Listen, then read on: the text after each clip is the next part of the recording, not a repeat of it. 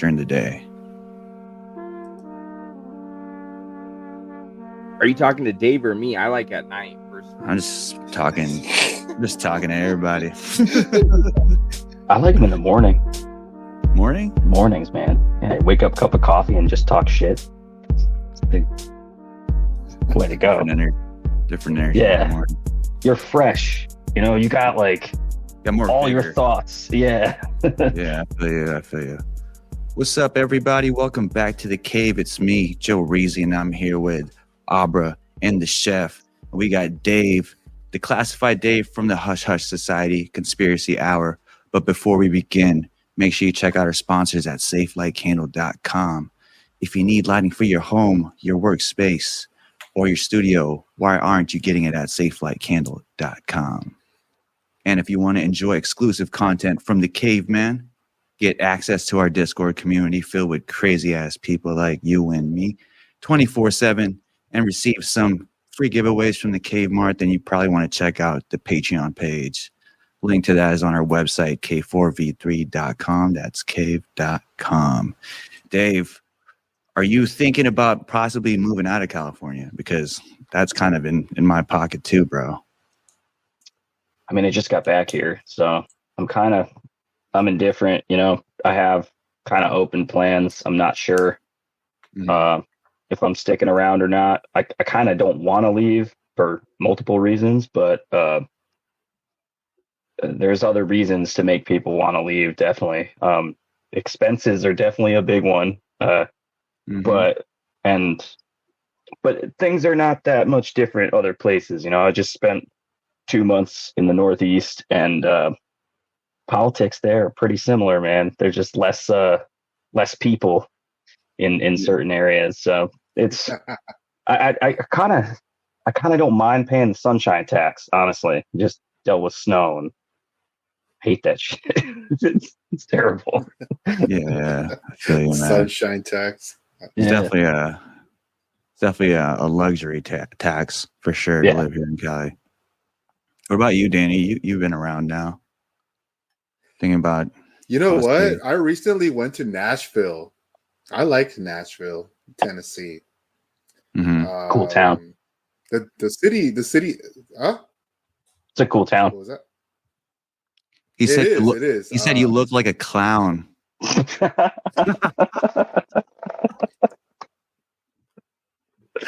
I'll just sip on my drink with that just one. kidding. Anyways, nah, because I had one locked and loaded, but we'll wait. Anyways, no, Nashville was dope. The downtown looks nice. It looks like they're still working on it. They're making upgrades. And from what I hear, the people that live, that I've worked with that live in the area, it's just a nice place. It's quiet. There's no state tax in Tennessee.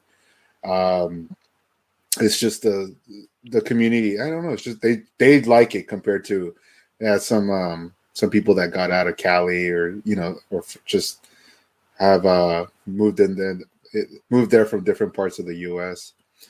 So that's one place I got an eye on, to be honest.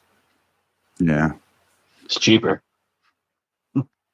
Significantly. I mean, it is better here in SoCal than it is in NorCal, so I guess amen to that. There is that, right? I mean, NorCal is beautiful. I mean, not is. To knock on it, right? Yeah, NorCal. I just moved from NorCal about 4 years ago, Mm-hmm. and I lived up there for a long time, and a lot of me regrets moving back down to Southern California. But as far as like the liberal fucking ideas, and like it's everywhere up there. Like you can't get a flavored vape, dude, to save your life up there, dude. It's all everything's naked. I know it sounds silly, right? It's just a vape, but I mean they're huge into the whole liberal woke bullshit. Depending on which towns you're in, but obviously you roll through like San Francisco, and that's fucking libtard as fuck. Still very beautiful. But at the same time, they're like the ideologies up there are a lot more different than down here in Southern California. But I don't know. I think California is fucked. All in all, it's all fucked off, dude. It's wild, but you know what? I mean, growing up in a place that sucks A lot of my friends are like, I'm never leaving. I love it. And maybe it's because like they haven't had experience of going other places. But growing up in a place that sucks and then coming to a place like this when I did almost 11 years ago, it's like, dude, there's like maybe there's parts of like maybe there's parts of the country that's got like some good things, like when it comes to quality of life and just expenses aside. But there's nothing better than living in Southern California. That's just my opinion compared to like everywhere else in the country. Texas might be cool, but you know, can't get weed. It's a little harder.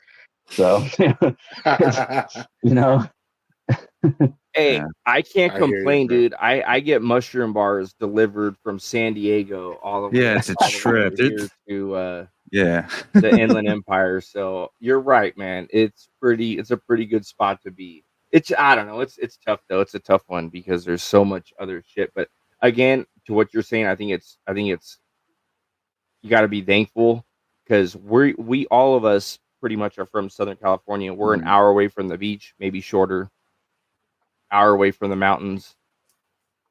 Everything is within an hour or two away if you want to go visit. You know what I mean? So Yeah. that's dope. Yeah, I'm in San Diego, so everything's 20 minutes away. You know, everywhere you want to go. So you know, you want to go to the beach. You can go snowboarding a couple hours away in the morning, and then hit the beach at the end of the day, and still have two different seasons of clothing that you wear in the same day. But you know, you can do that in the Northeast too, but it's more hectic, and you don't want to. You can go to Tijuana too. Oh, Looking like I haven't been in a long time, man. It's been like 6 years since I've been down to TJ, and you know, I was very close yesterday. I was right in San Isidro for a little bit, and but you know, I haven't been down there in a minute. It got a little crazy. yeah, I don't know. It changes. Crazy I mean, down south. social media is crazy. I feel like there's dangerous times to go and there's, you know, really safe times to go. It's all about where you go. Mm-hmm. Yeah, as of right now, there's no amount of money that you can pay me to cross that border. As of right now, I don't know where I'm going. I don't know where I'm going. I don't know what I'm doing. And maybe with the correct chaperone, I might be okay. But yeah, not fucking happening. I'm terrified. I just don't know where the fuck I'm going. It's not that like it's so bad over there, but it's bad enough. And knowing myself that I'm gonna get lost in the sauce and I'm gonna end up burned in a fucking bunch of monster wheel tires in the middle of fucking nowhere.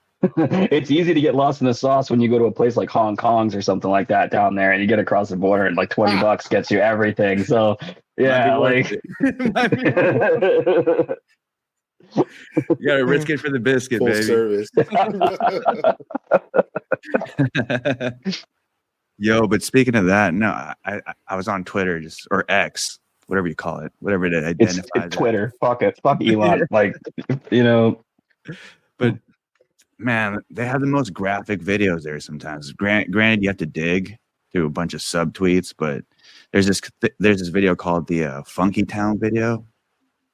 It's about the cartel just fucking peeling this guy's face off, just fucking skinning it. Obviously, my curious ass was like, I got to see it from my own eyes to see if it's legit, you know, and it's pretty legit. So that's the cartel doing it. And I know I mentioned on this podcast previously that, you know, the UFO stuff and all that might be black ops tech now. And it sounds face peeling, and actually seeing the cartel doing it sounds like the aliens that they describe in Peru, like the face peeler that they talk about. So the face peelers. Leatherface. It's pretty crazy. Just to bring the UFOs and the aliens into this conversation real quick, since we got into kind of alien territory, you know, because we also like to define what is alien. What does the term alien mean? And yeah, it's pretty crazy. What have you been up to besides going down conspiracies? Because you started a new podcast too called Tales from the Soundcheck. Oh yeah. We haven't put out an episode in about 10 weeks or so. We've been my personal life's kind of been like a chaotic mess. So, and Dan, my co-host for that show, has been pretty busy with some stuff. But we're getting back into it. That show is just straight music chat. You know, we'll talk about our experiences, certain episodes. We started dabbling into like song reviews. We want to get into album reviews. Eventually, we'll probably get YouTube and, you know, start video at some point when everybody gets situated. But we got some really good guests lined up.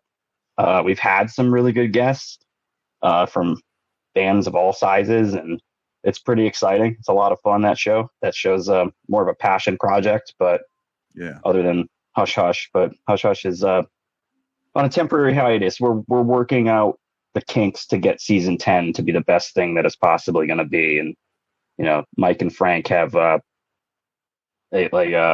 business that they started, so they're working on that a little bit right now. And we just got super busy, and, you know, both shows will definitely come back. But yeah, Tales from the Soundcheck was something that I've been talking about since November of 2022 with my buddy Dan. And we waited, we recorded a bunch of episodes and we just deleted them. We were like, this is crap. Like, this isn't going to work. And then 5 or 6 months later, I was like, dude, if we don't do this, like, we're never going to launch this thing. And so back in May, we launched it and tried to go weekly. It's tough to go weekly and trying to keep that type of content going, especially when you have 2 podcasts going, and Hush Hush Society was immensely busier than that show. But yeah, if anybody wants to check it out, they're into music. I mean, we dabble into other genres, but it's mostly heavier music. A lot of the people that we've got on are former connections and friends that are in that industry and still active. Some of them aren't. But yeah, that one is it's a link tree at Tales from the Soundcheck podcast. There's a IG that we have. I think we have a Facebook. It's pretty low key, but it's cool, and I'm excited for the future with that one. But right now we're taking a nap. Give us a little sneak peek. Like, who have you talked to? You know, someone. You know, which bands and. Well, just to be clear, what kind of genre? It's like heavy metal, right? Yeah, like all anything from heavy metal. I mean, we've had like a folk artist on. We had I've got a friend that's does like DJing and stuff that's going to be on. But stuff that we've had in the past, you know, we've had Brian from Currents on, who's that band kind of turned into Currents years and years ago. They're pretty large. I think they just got back from Germany or something like that. They've been touring for a while, and had them. We had Mike from Casket Maker. A lot of deathcore, a lot of real beatdown death metal bands. We've got some bands. I want to disclose it, but I can't until we do it. But we've got some bands that are on some larger labels that have talked to us, and yeah, and we've had back in the fall we interviewed From a Second Story Window, band probably people haven't heard from in a while, and we're working on doing stuff with It Dies Today, and yeah, just kind of truck it along. Some bands are not as big than others, but there's some folks that are doing some stuff in the industry that are definitely interested. It's just lining up those schedules, because as weird as it sounds, us podcasters are super, super busy, but musicians are way busier. It's crazy how much more.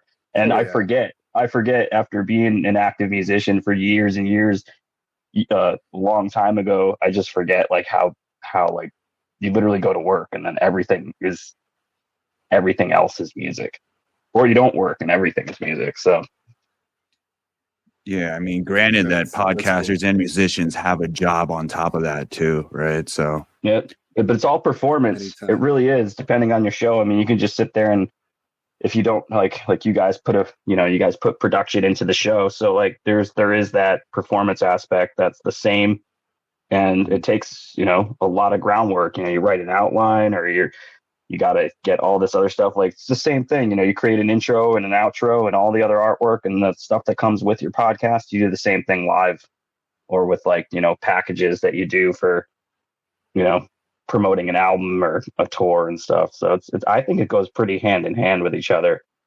They're just one is sitting and one is not. Yeah. I have to ask, bro, because I've dabbled in music too. Like I've I've had some friends that have studios, and we go in there and rap and make music. But no one really talks about how many times you listen to one song before it's out.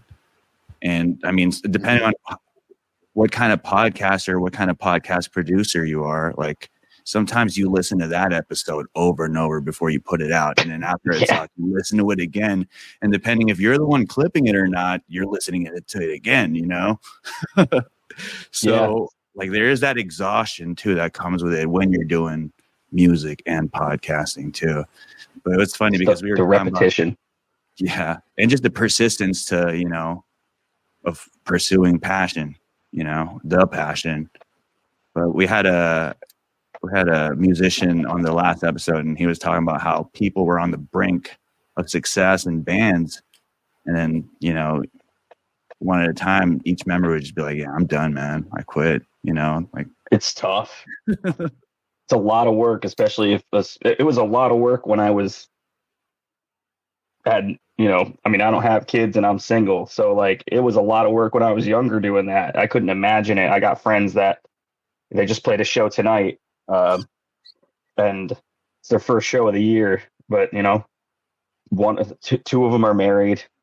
One of them's got like 4 kids, like it's hard to, they own their own business, and everybody's got full-time jobs. So it's hard to do all that and try to like make it as successful as possible. It's really like, I don't think there's like an age where like you fall out of it or you can't like do it again, but you got to be 100% committed to jump in that pool. And like if your band is like right there on top of it, it's scary as hell, man. You get like a record contract and then you see the money and you're like, this is great, what a loan. But then you realize when you're dumb and naive and you're in your early 20s, you're like, let's fucking sign it. Like, and then you realize that you got to pay that back in record sales and all that other stuff, like merch sales. You lose all those cuts. So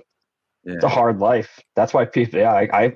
I've quit bands that were my baby, absolute, like built from the ground up.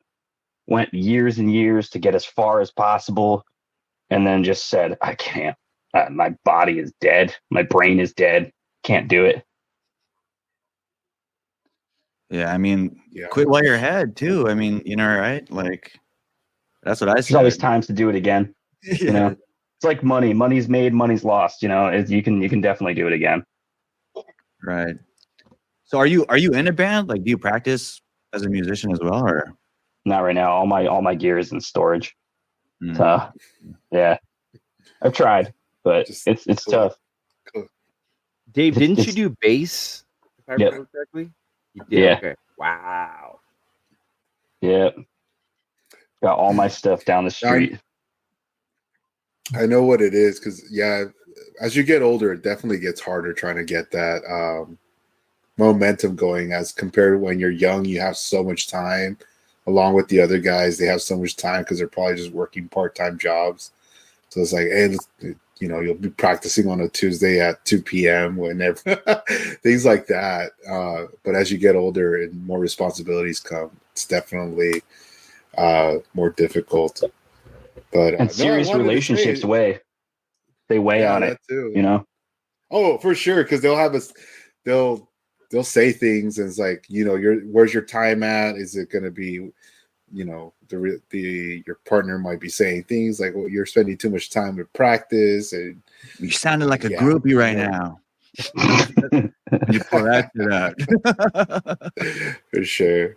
No, I was gonna say it'd be cool if you guys, because you mentioned deathcore, it'd be cool. You got like someone from Lorna Shore on your show, and just because I'd be so interested where they get this inspiration from. I love their stuff, to be honest.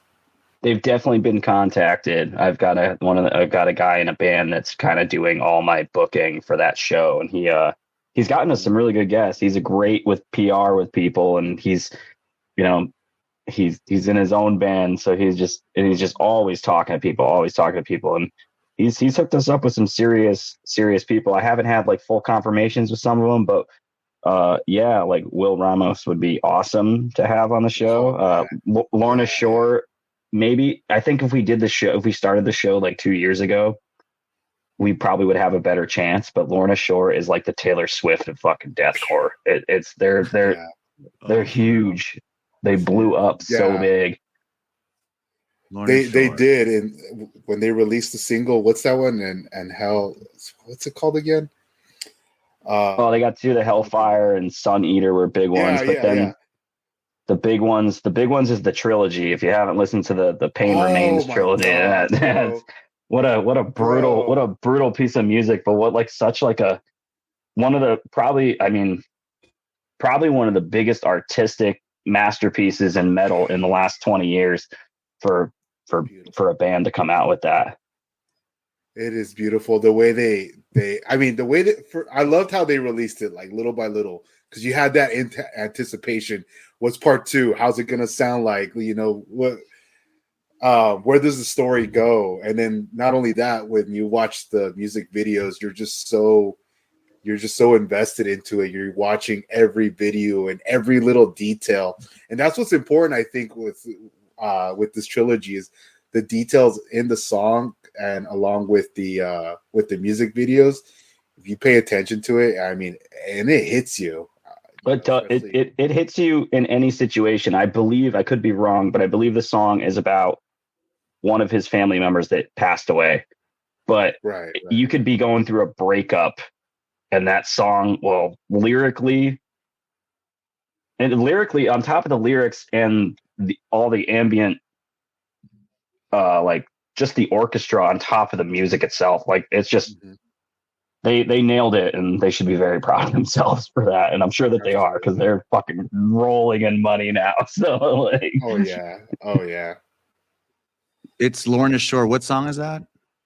That one is it's Pain Remains 1, 2, and 3. I think it's 3 is in a Sea of Fire.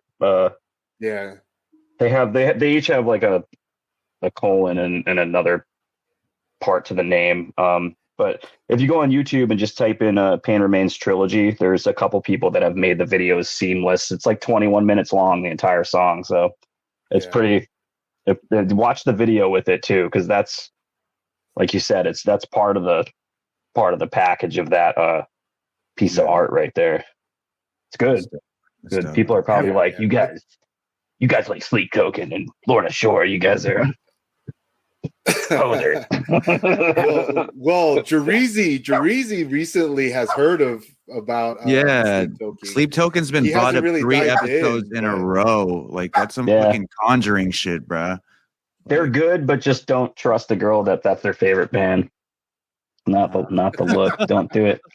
Red flag or what? It's a red flag. It's like, what's your favorite band? Sleep Token. It's like 10 years ago when if someone mentioned Bring Me the Horizon. Yeah, and it's gotten crazier now too with Bring Me the Horizon. I didn't recently see them. I saw them at When We Were Young in 2022, and they didn't play a single song I knew at all. And I was like, what the fuck is, I was like, what's going on here? And my ex didn't even know that they were a deathcore band at one point. I was showing her like old records from like the early 2000s, and she's like, what the hell is that? And I was like, that's Bring Me the Horizon, dude. Like, that's what I'm used to. But the new style's been out for like 12 years now, so I don't know. I just got old, I guess, and time got away from me. Have you guys heard of Sentient or Traditions, the band?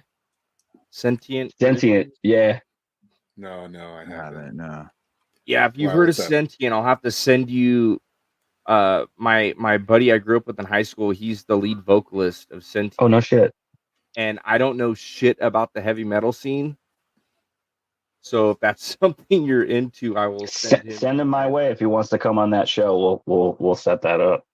Yeah. I that's the only thing I can contribute to this because I don't know a whole. I think like the most heavy metal shit that I know is like "Bullet for My Valentine," which probably Hey, there you go. no hate. It's a little, no hate. a little vanilla. Yeah, but Okay, yeah, it's okay. yeah, it's like it's As far as little like, almond as milk, far as we maybe can some go oat back, milk.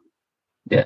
I'll say, as far as we can go back, I've been trying to get Jarizi on it, but it just I just don't never like works. saying music, you know. It's not. Just kidding. No, some are cool. I feel like I don't know. Is Limp Bizkit metal? Yeah, hell yeah, hell yeah. That's my palette. You know what I mean? A little All bit right. of rap metal, I guess, is Chocolate a little bit of starfish. Yeah. you know, mixed in with some DJing flavor. You know, I like that There you style. go. I listened to the entire discography of Limp Bizkit through Arizona and New Mexico in a drive in September, and I was just windows down, 100-something degrees, just jamming like Even the Significant new Other, one? and I didn't even yeah, remember yeah, the new albums, bro. Like I went on Yeah. a Limp Bizkit like memory, like fucking marathon, and I went through Apple Music. And I was like, damn, these fools still making music, and their album Hell art yeah. still looks consistent. So it's pretty cool, you know. their production is still like as big as it was Family Values. You know, like it's they're still killing it. Good for them. They were the some of the pioneers of that genre when it comes to new metal and Yeah, for sure. with the rap and everything. But one of my favorite songs is with Fred Durst and what's his name? Lead singer of Korn. Jonathan Davis. Jonathan Davis and Fred Durst. I think it's called like Family Issues, but it's them going back and forth, and they are all in the talking, family? all in the All in the family. Yep. Okay. Yeah. I remember that. Yo, epic album cover, by the way. And you will never hear, like, I look back now and listen to some of the music I'm listening to. We've went back and watched like The Shield, Sons of Anarchy, like the things that are said, like you will never get those again. Like it is so woke washed that it'll never happen again. So appreciation to those artists and those people making the films, the videos, the albums that spoke it how it was before we had a bunch of sensitive pussy ass snowflakes on the rise. Like just a movie like Tropic Thunder, you're never gonna get again. Like you're never gonna get something like that. You know, like you actually, you know what? We might, because we have gone in waves. Like remember, the '80s were way worse than what we got in the early 2000s. But I was watching some movies from the '80s, and I was just like, oh wow, they said that, and even me being like, wow, like. You know, you're watching Step Brothers and you got somebody's nuts on a drum set, you know, like that's crazy. But some of the stuff that they've said in the 80s and the 70s and even earlier in film, it's like you got tased. And we're so used to like that rude and lewd stuff. But yeah, no, you're never like Sons of Anarchy. I remember they got in trouble for because even like the new series, like Mayans, the spinoff and stuff like that, like it was violent, but it didn't have that type of grit that Sons of Anarchy had, even though it's same creators and, you know, it's still FX. So, and hats off to FX for still making shit that's wild. You know, you got It's Always Sunny and stuff like that. So like, those are the only real spots where you're going to get those types of things. Everything else, like if you have a Netflix account and you just watch aimless Netflix, you are watching the most suppressed doctored bullshit you're going to watch all day long, and you're not going to get that. So hats off. FX, probably one of the only studios that are still putting out stuff where you can get away with some of that shit that you'd see from a while ago. But yeah, Kurt Sutter all day, baby. Kurt Sutter, let's go. Yeah, you're not going to get that anymore. I think remember Sons of Anarchy got in trouble because I forget what season it was. It might have been like 2 or 3. But there was it's like a little kid that had like went in and shot up a school with like an Uzi or something like that, and they had sold the guns to the person's parent or something like that. And it happened. I think that episode came out like 2 days or like the same week as the Sandy Hook, and they got fucking ripped up on that one when that happened. So And I almost think that they didn't air it. I think the only reason why you can watch it is because it's on streaming now. I think they had to pull it. It's kind of like that. Okay. What was it? Call of Duty with the no Russian level in the airport. Like those stuff You're talking like about that. What happened in 2012? Yeah. Okay. Yeah. I think that was like when that episode was aired, and I don't know if it was a Hollywood coinky dink, but Oh, I forgot it. I'm pretty sure. One I'm of those like things that 99% sure I've seen that episode. Yeah, I don't remember which one it was, but like the kid was like drawing like really violent pictures, and then all of a sudden, Went and boom, boom, bang, bang. Yeah. I mean, you heard it, but like it was edgy for a TV show for sure. I was gonna say it's one of those things that like we see Hollywood portrays it first, and then it just becomes reality. Mm-hmm. Dude, so what about the movies that are coming out now, like the Civil War, the end of the world movies? Like, yeah. You said suppressed on Netflix, but even Netflix is putting it out, right? That's a crazy. I think so. The what's called End the World. I haven't even seen it, but Leave the world behind. Leave the world behind. Leave the world behind.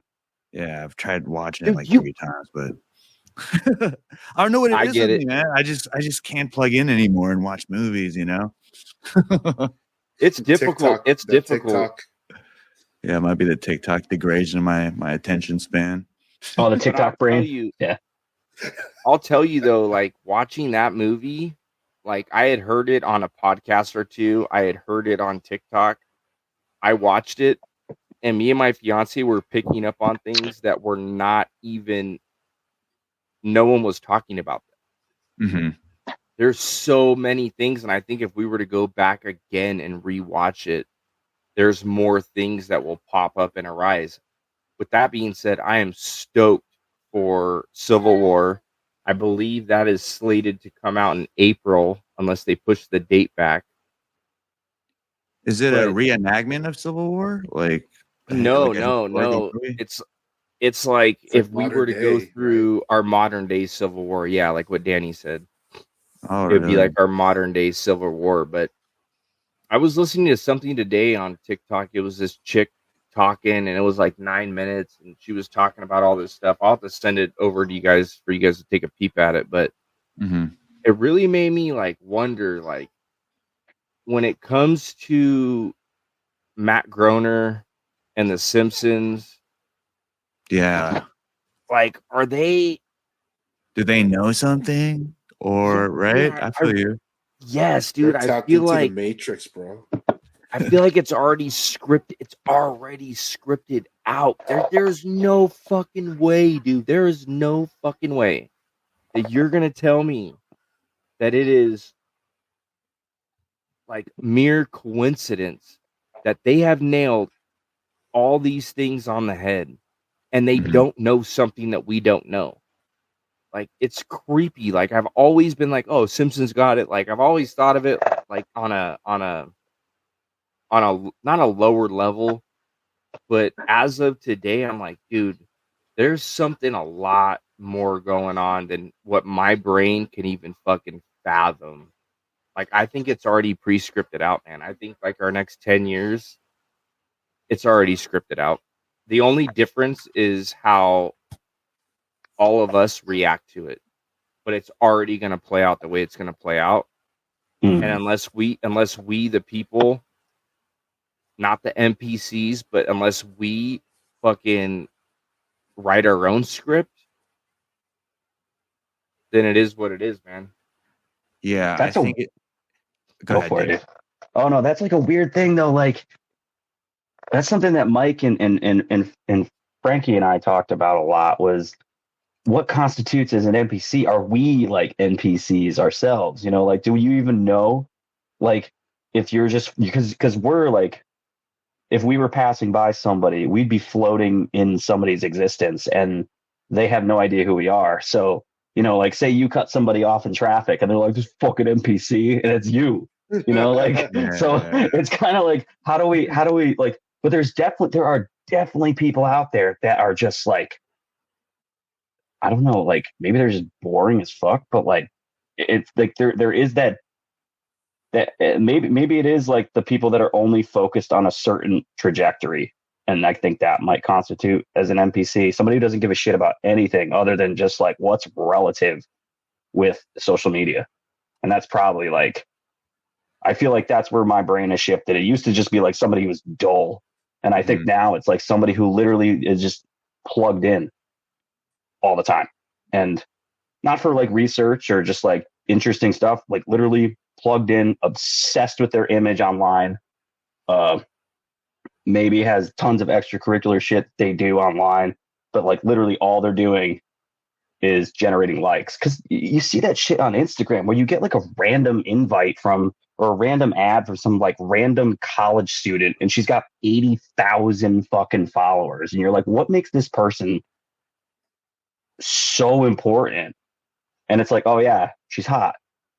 You know, like if she's even not even AI or like a bot, it's the same thing on dating apps and shit like that too. You got so many bots that are on there that are just like fake people or like somebody's face that was hijacked.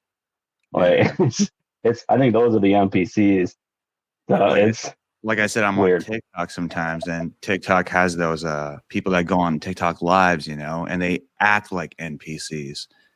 Like if I've sat down and watched it just to really be like, okay, let's see how serious they take it, and you know, try to put myself in their shoes. And granted, I see why, because the people viewing the lives, they give them certain like tokens, and certain tokens are worth different currency or whatever, right?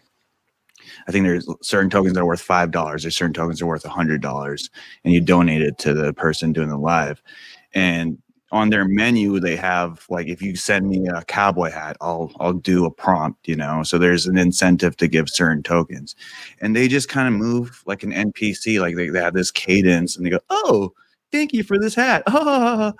Like a conscious person, you know, acting like an NPC. So if people aren't already NPCs, there's an incentive to become an NPC. And we talked about NPCs and doppelgangers and stuff. And I told the guys to watch Us, that Jordan Peele movie, because that gives another spin on NPCs and doppelgangers and people in skin suits and stuff. But I also watched that classic movie, The Invasion of the Body Snatchers. You guys seen that one? Yo. We recently talked about the Cabbage Patch Kids, and I brought up that possibly because of these underground tunnels, you know, there are ways to bring about illegal immigrants or fake NPCs to be out there just to, you know what I mean, pull in numbers for a movement, votes, or just like Antifa shit, you know what I mean? Well, what do you guys think? Do you guys think that, like, your guys' opinions, do you think that, I mean, it's highly probable in my mind that some of these people maybe are not even real. Like they're if you're talking about like a Body Snatcher or something like that. Yeah. You know, also good band. If you guys haven't listened to Body Snatcher, listen to Body Snatcher. But that's dope. Yeah. Okay. Yeah. They're heavy as fuck. They better be. Yeah. If you think about Body Snatchers, like, because then we're just getting into like, all right, now we're just talking about reptiles, because that's the only thing that we've talked about with shape shifting. I mean, whenever we talk about aliens or other entities or whatever could be possessing our flesh suits, or, you know, or maybe they're not even just real. I wouldn't say it's considered like what we call like the Greys and stuff like that, because like they never hear about them doing shape shifting. So it's usually the lizard shit. People always talk about the lizard brain and that stuff, and it's like I think maybe the lizard brain and NPCism is one and the same. It could be. So as far as NPC goes too, I feel like that could mean someone who's really susceptible to MK Ultra. So whether or not you've taken the vax, whether or not the vax is there to help you or shoot chemicals in you to make you a little more, you know, prone to falling in line and obeying orders. Or, you just have a shitty diet and you're eating what they're giving out. You just go with all the diet trends. And then obviously they have studies on mice and mouse that if you feed them certain things, you can, you know what I mean? You can achieve certain behavioral traits from them. You know what I mean? You can make them more lazy or just, I don't know. Oh yeah, I look at McDonald's. I'm sure there are some.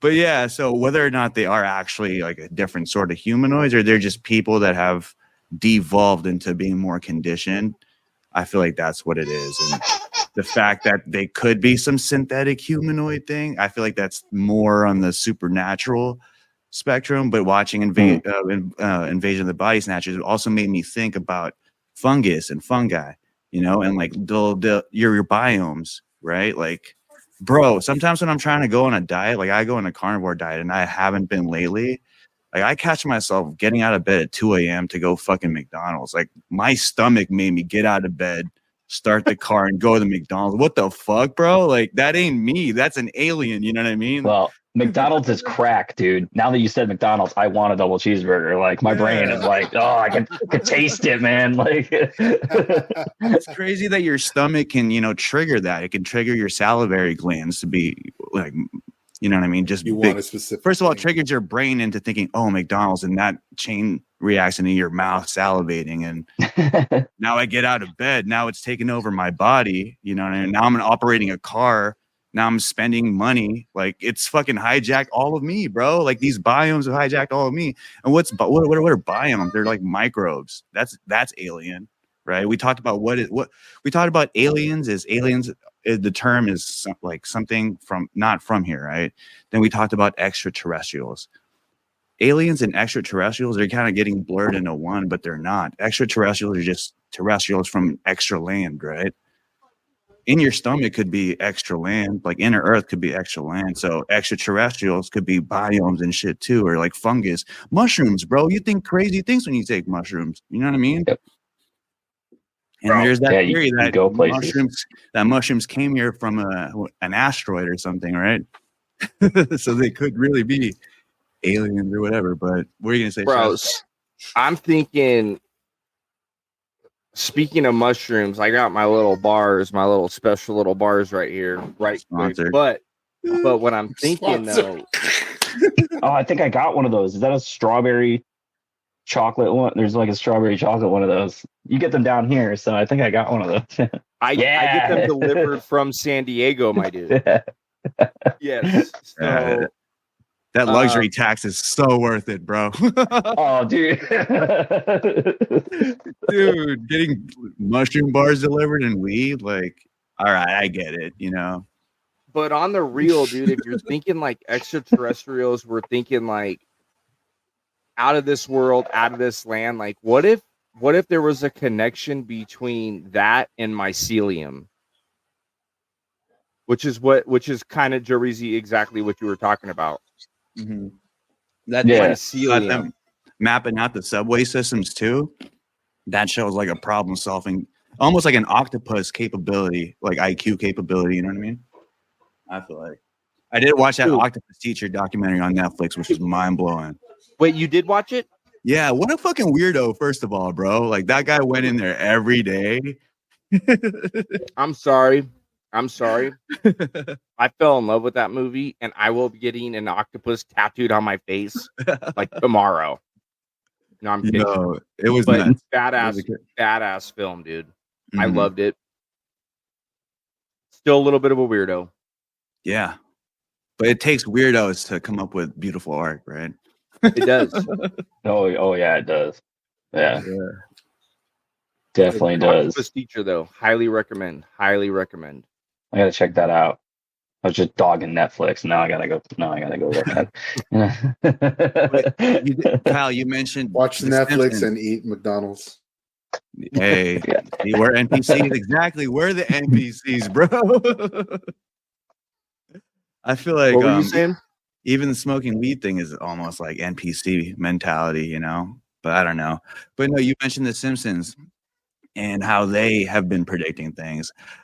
They might know something and they're putting it out there, or they're just putting things out there as satire, and the people that are in charge of things are like, fuck it, let's just do what the Simpsons did, and you know.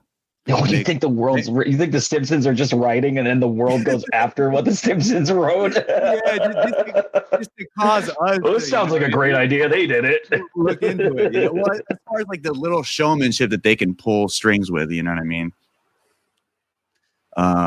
But who knows? It's almost like the simulation trilemma thing, right? Like we destroy ourselves before we're able to create it. We're able to create it before, but we choose not to, or it's definitely what's going on.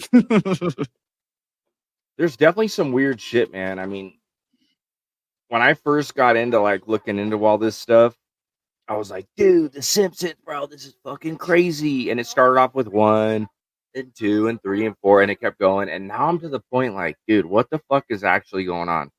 Like, I don't think it's like, I don't know. We know that, was it Matt Groening? Matt Groening, yeah. Yeah, Matt Groening. There you go, Matt Groening. I believe from what I've been told, he's a 33rd degree Mason. And whatever, maybe that has some credence, maybe it doesn't. I know that can go both ways, but there's definitely some fuckery afoot. I mean, they're on Fox. Like, you know, they're...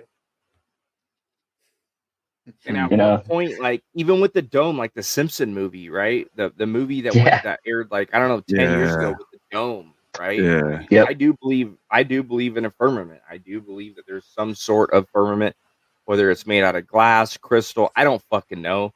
Never been there, never seen it. But I think that there is some truth there. How much truth, I don't know. And then you have like the thing where Trump, and I don't know, maybe this has been debunked, but Trump going down the elevator with the, I don't want to. There's identical scene. Is that what you're talking about? Yeah. We'll say that before I say any other remarks. But him winning the election hand on the globe.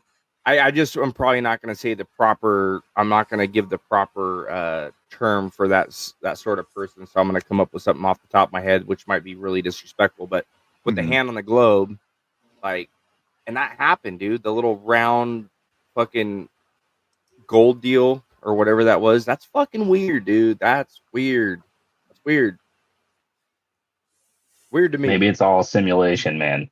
Maybe that's all it is. It's just the Matrix. It's just what will happen. People say what will happen could happen and does happen. So it's just crazy that it happens in the time of our flesh sack's existence, tuning into what we have right now. You know, it's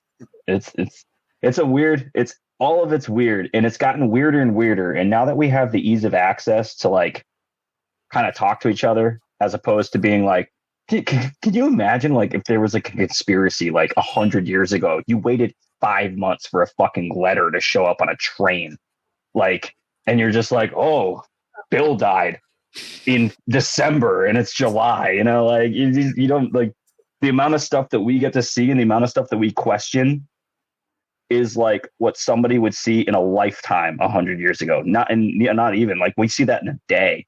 So like, who even knows if all of that is actually fucking humans up?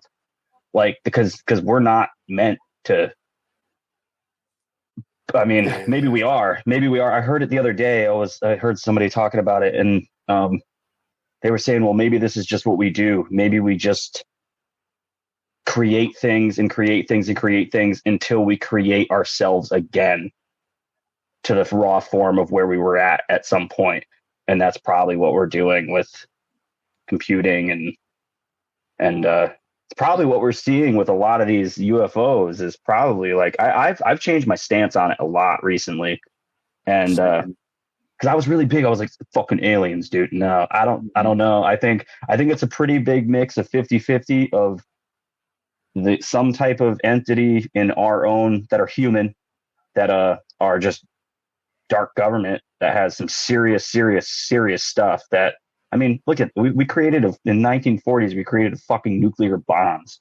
Like, if we can't, you know, do the stuff we're doing now, and then some of it's probably drones, because look what we do on other other surfaces. If it's all true, if we're on Mars and we've gone to the moon and stuff, even if it's just probes and people haven't been there, like, why wouldn't something else do that? Or, there's so many possibilities, but I haven't talked about the alien stuff in a while. So it's good. And there hasn't been much rumblings on it either. It's kind of just died off after Christmas.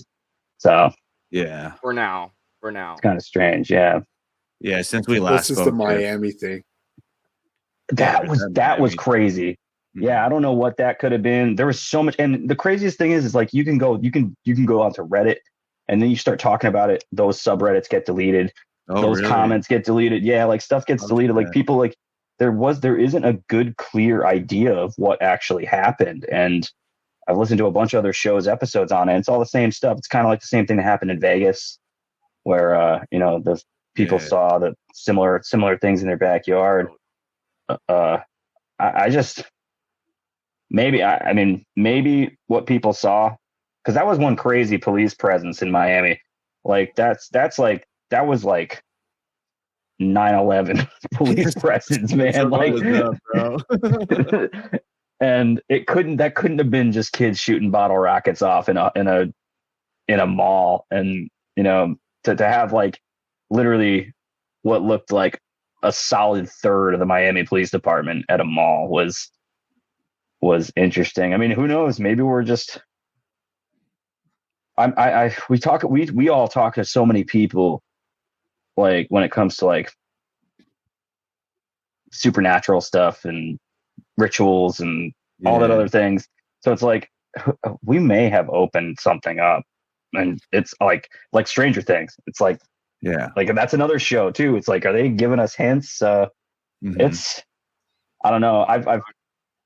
I'm trying. Oh, dude, yeah, the Montauk chair, like we can manifest stuff like that. That was our first episode with Hush Hush Society. Actually, was that the Montauk Project? Yeah. Oh hell and the Philadelphia Experiment. Those were the two. The two that we covered. But I wanted to ask you guys, kind of on a similar wavelength of all this weird stuff happening. Have you guys seen those TikToks of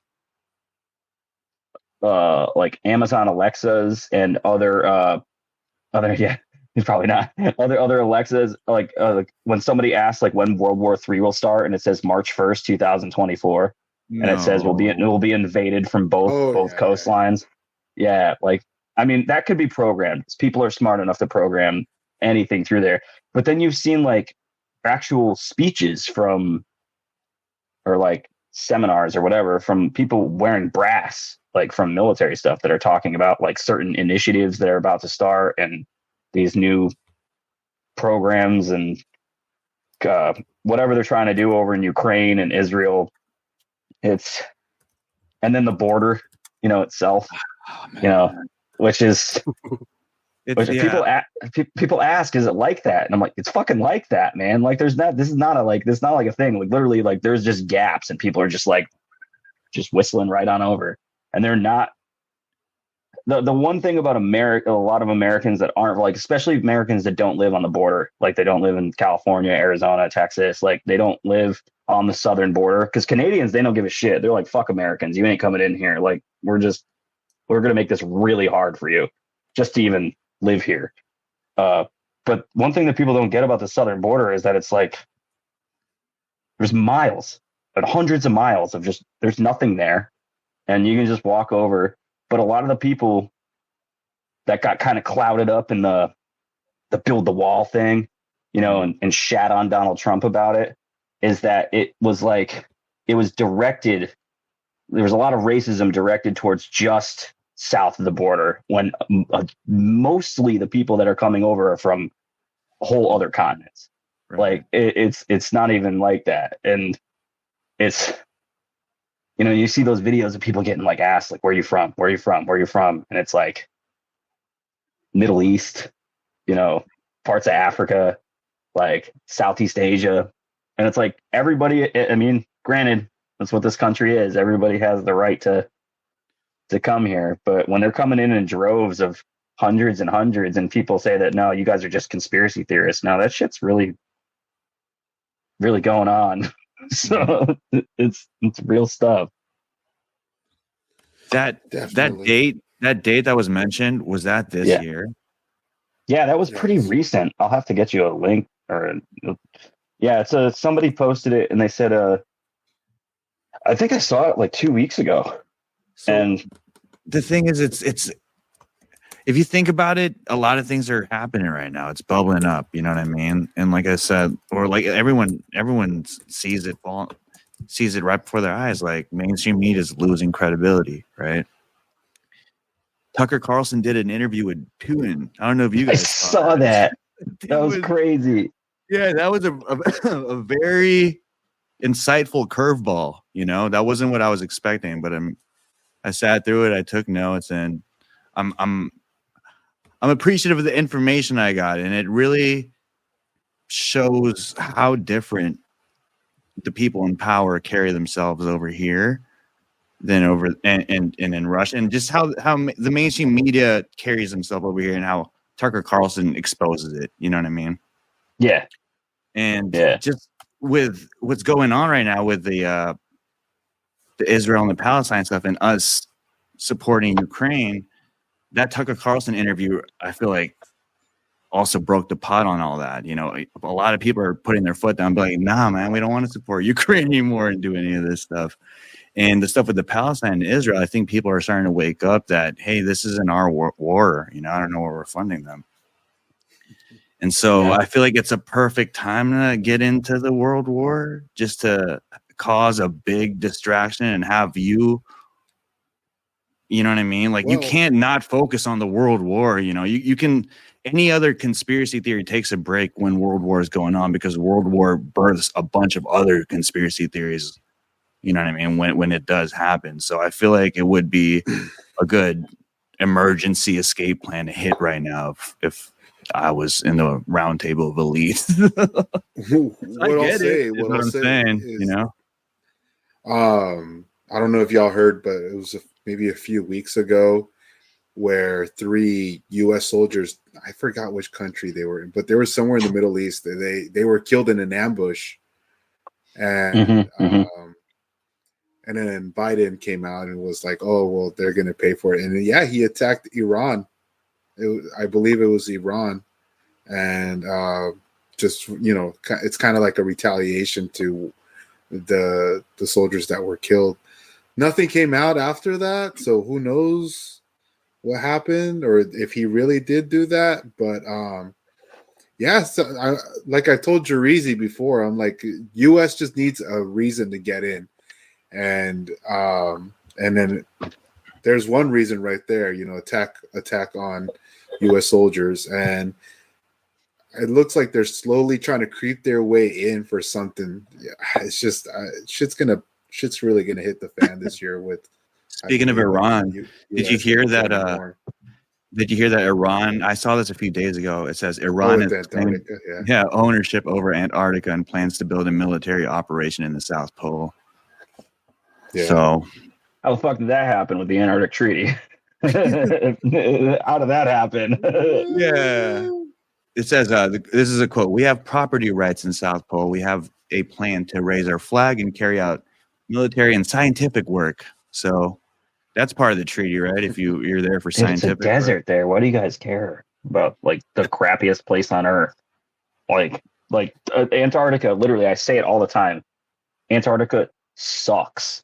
Like, nobody wants to go there because it sucks. Like, nobody, like, if you're listening to this and you're from a place that's warm, why would you want to go to a place where it's like negative 30 fucking degrees? Like, ever.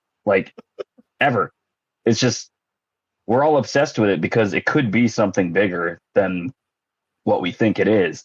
And I'm still not on the flat earth train, but like I find it fascinating, and I still like the extra lands thing. The earth is bigger than we think it actually is. Could be more. I think I'm more like jumping on that train, but who knows? We don't know.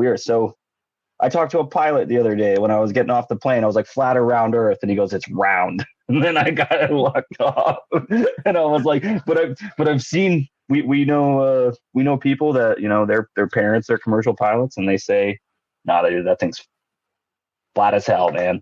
And it's just, it's strange. They're like, check out my podcast. Yeah. Did you guys know that pilots give out trading cards? What of them? Like they have their own trading cards? Of like their flight? Yeah. Like, yeah. That's cute. Depends on the airline. I'll say that. It is. Would they have to pull on their picture on it and shit, or what? Yeah. It's kind of funny. It's kind of funny. I saw it. Danny knows a little bit about that. I'm a flight attendant. None of our pilots do that. And when we ask them, they're like, they give me a what the fuck look? Like, who would do that? And then, that's what I was like. It depends on the airline. It was Delta. I fly SWA all day, baby. SWA. Spirit, baby. Southwest Hey, Airlines. I don't hate on Spirit. I like Spirit. They treat me well. Spirit's just funny to say. It's got to be a cool job, though. But all this, like talking about extraterranean, talking about extraterrestrials, what they are, what they're not. I think that all kind of ties back, kind of could circle back into Tartaria, right? Like, Yes. what the fuck happened? What's going on? So Tartaria is something that like I went down a massive rabbit hole, and it got me like just absolutely obsessed with it, especially like in a nutshell with the way that things are now and the suppression of stuff. It's if there was, I mean, just here in San Diego, I mean, you go to the like Balboa Park, World's Fair stuff, all these really weird ass buildings that like are literally just, they kind of almost look alien to us, like in our own civilization, even if you go back 100, 200, 300 years. So some of the stuff that's there, on top of like, you know, loosely like mentioning like mud floods and stuff and architecture underground and infrastructure. I mean, for the Anglo-Saxon Protestants that run the world, it would be a good way to eliminate something that is better than them in a certain sense. It's kind of the same thing, like with what happened on this continent or anywhere where those types of things happen, where it's just like, well, let's just get rid of that history and just get rid of it. And Tartaria is really interesting because a lot of the people that jump down that rabbit hole claim that a lot of these folks, not only were they technologically advanced, free energy, all that other stuff, but they were giants. Right. And that's the one that hooked me on it, because I was just like, dude, there's like, if these pictures are real of some of these people that are like 8'3", it's like, what happened here? You know, I mean, we're humans. Like, we literally fucked the Neanderthals out of existence because we were meaner. And, you know, like, so could we have done that? Could the Tartarians have not been like fully, like, could they have been a different species of human at some point and we just like wiped them? Mm-hmm. And pretty recently, because when you do research on that type of topic, the 17 and 1800s are there's a lot of holes in a lot of history with a lot of important things, important families, bloodlines, and it's such a big topic. We only got to do one episode on it, and I really want to do more. But yeah, it could be. I mean, I don't know what it is. I fully believe that there was something there 150 years ago, and the powers that be crushed it out of existence in some aspect. I did listen to that episode you guys did. Yeah. And the interesting thing about really?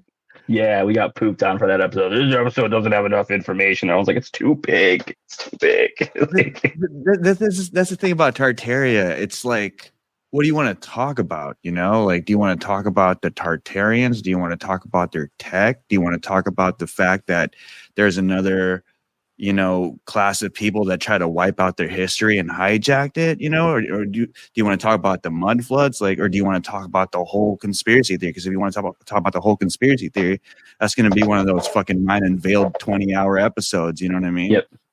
So, which if you put together all his Tartaria videos, it's about 20 hours. So pretty on point estimate of that. But that's the thing. But for me, the most interesting thing about Tartaria is just the fact that, you know, there probably was an ancient civilization that was advanced and it just got hijacked, you know, and that's kind of, it talks about, it brings credence to all these symbols that we're using and giving different meanings to have already existed and meant different things already in the past. You know, it might have had some kind of frequency power harnessing shit that we don't know how to tap into yet, but the people who are in charge that are trying to keep us NPCs know how to tap into that stuff, you know, because we talked about like why the people that are in charge of the Bible, like why would they suppress certain information?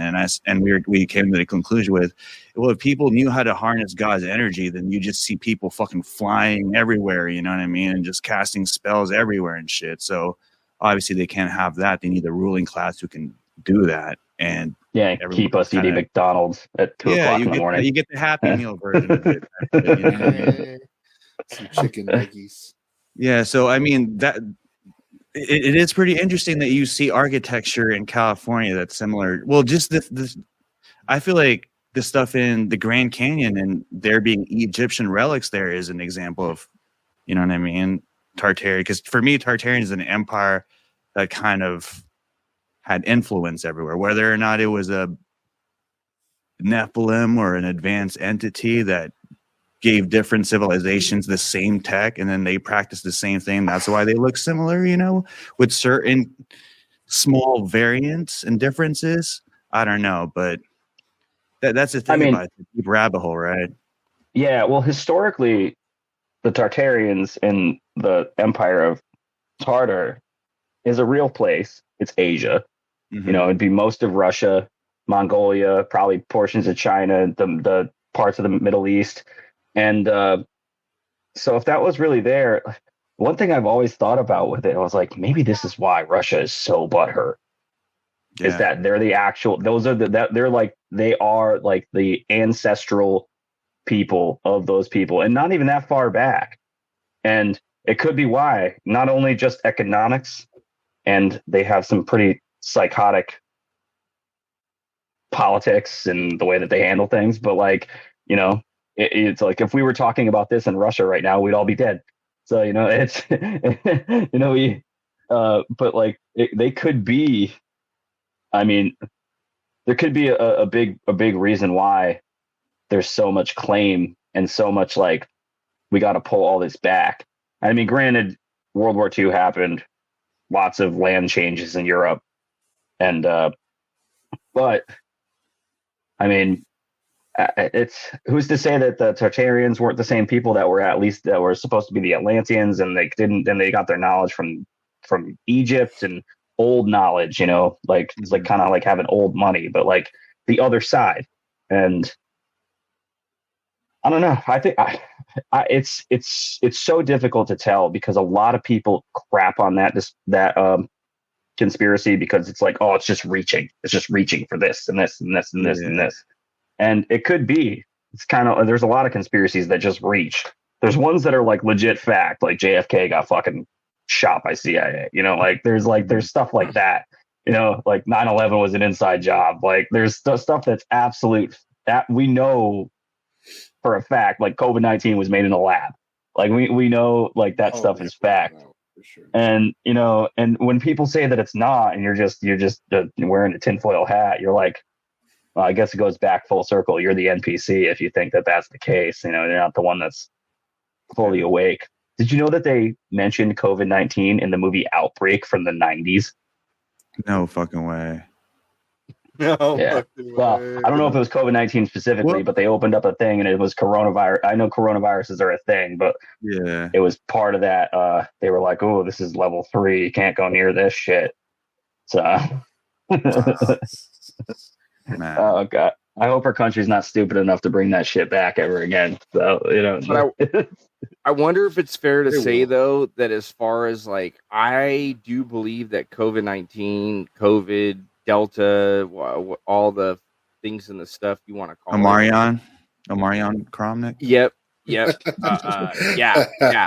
all of that, everything you just said, all of that.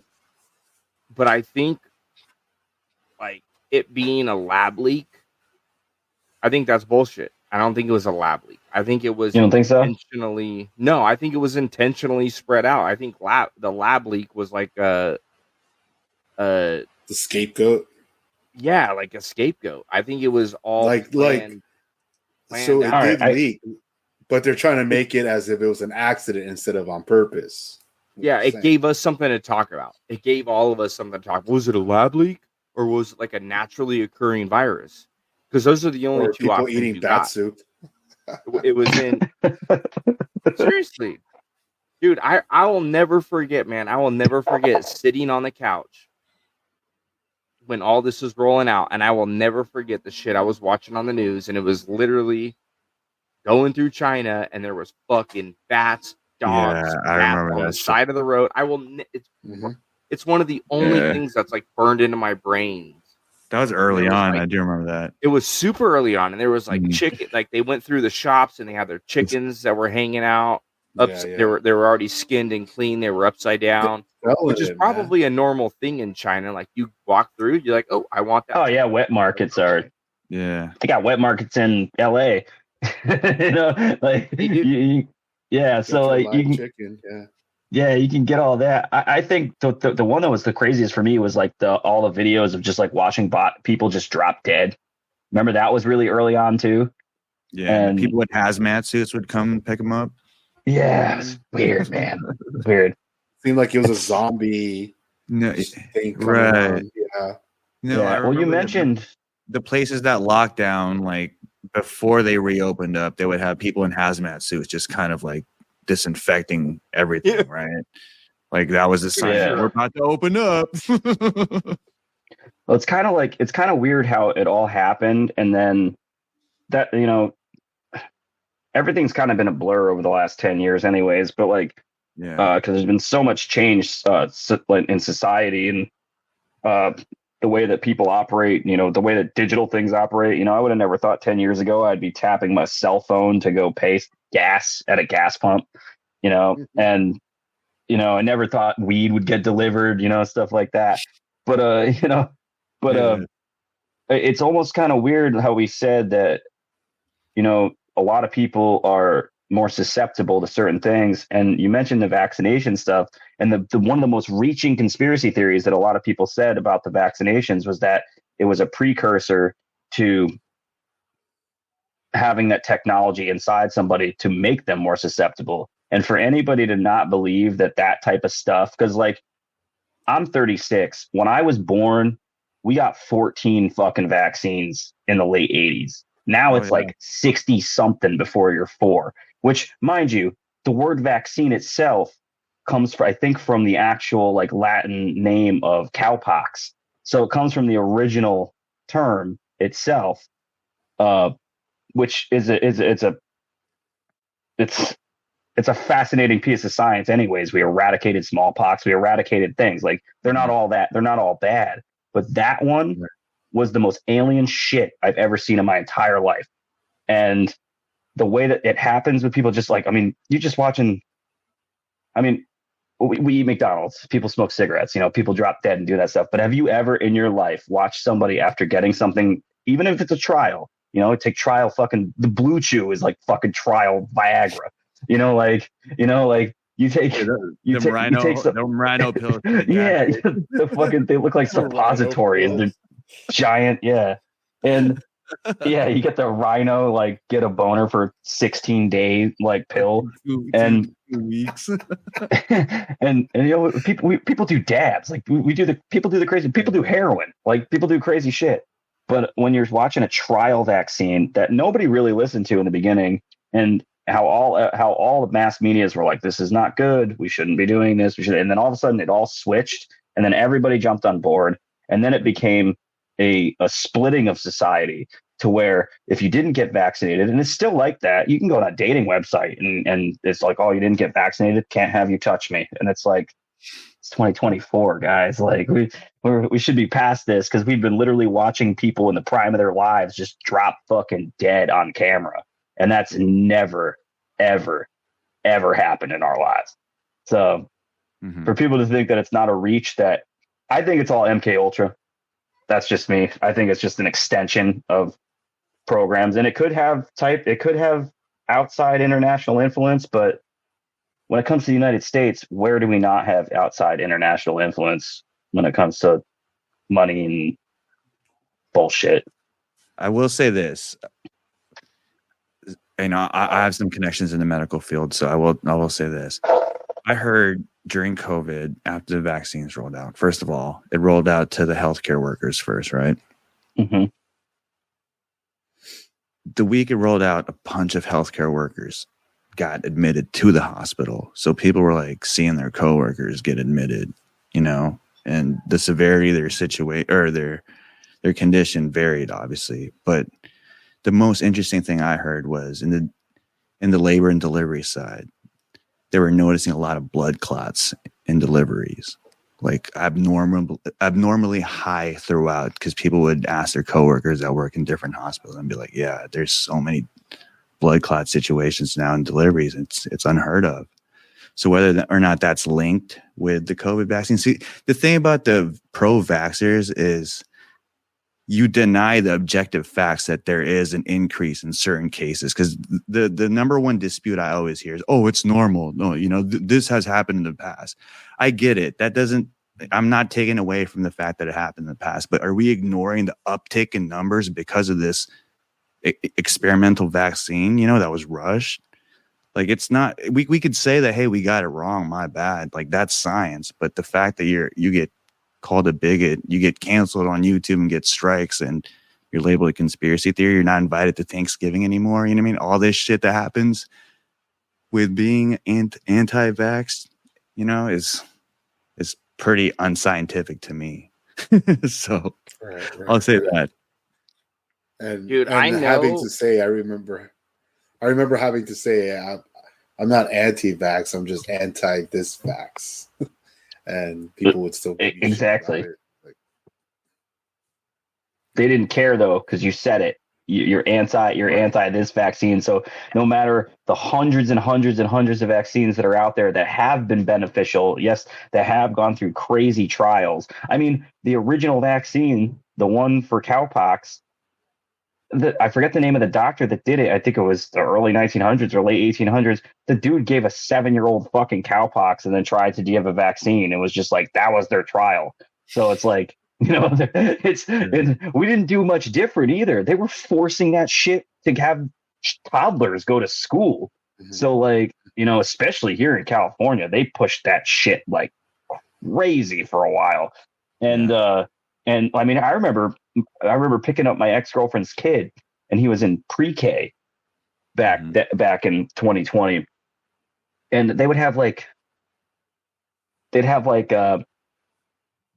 have your kid get out of school, give him the poke, and then here's a free Subway sandwich donated by Subway, sponsored by Pfizer. Outside of an elementary school.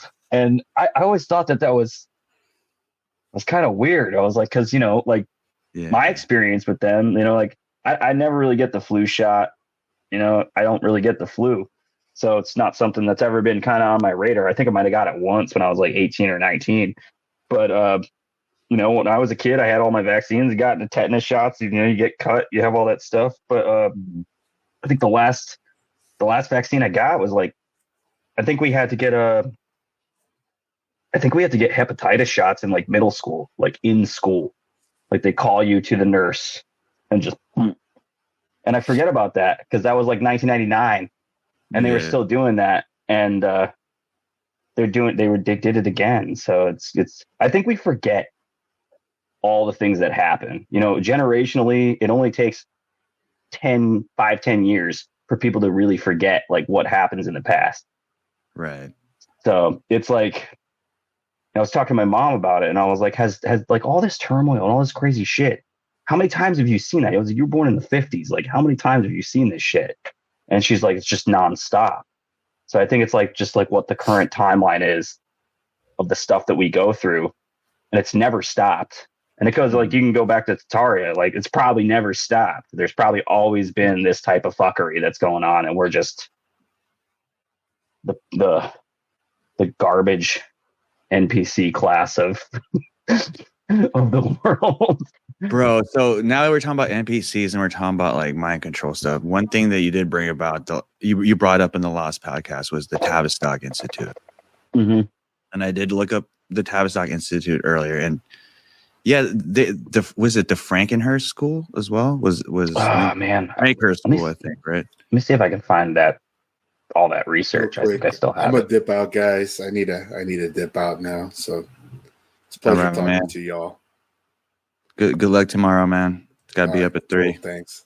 See ya. Oof, 3. Flight attendant, steward. But yeah, man, cool job. But was it? Let me see.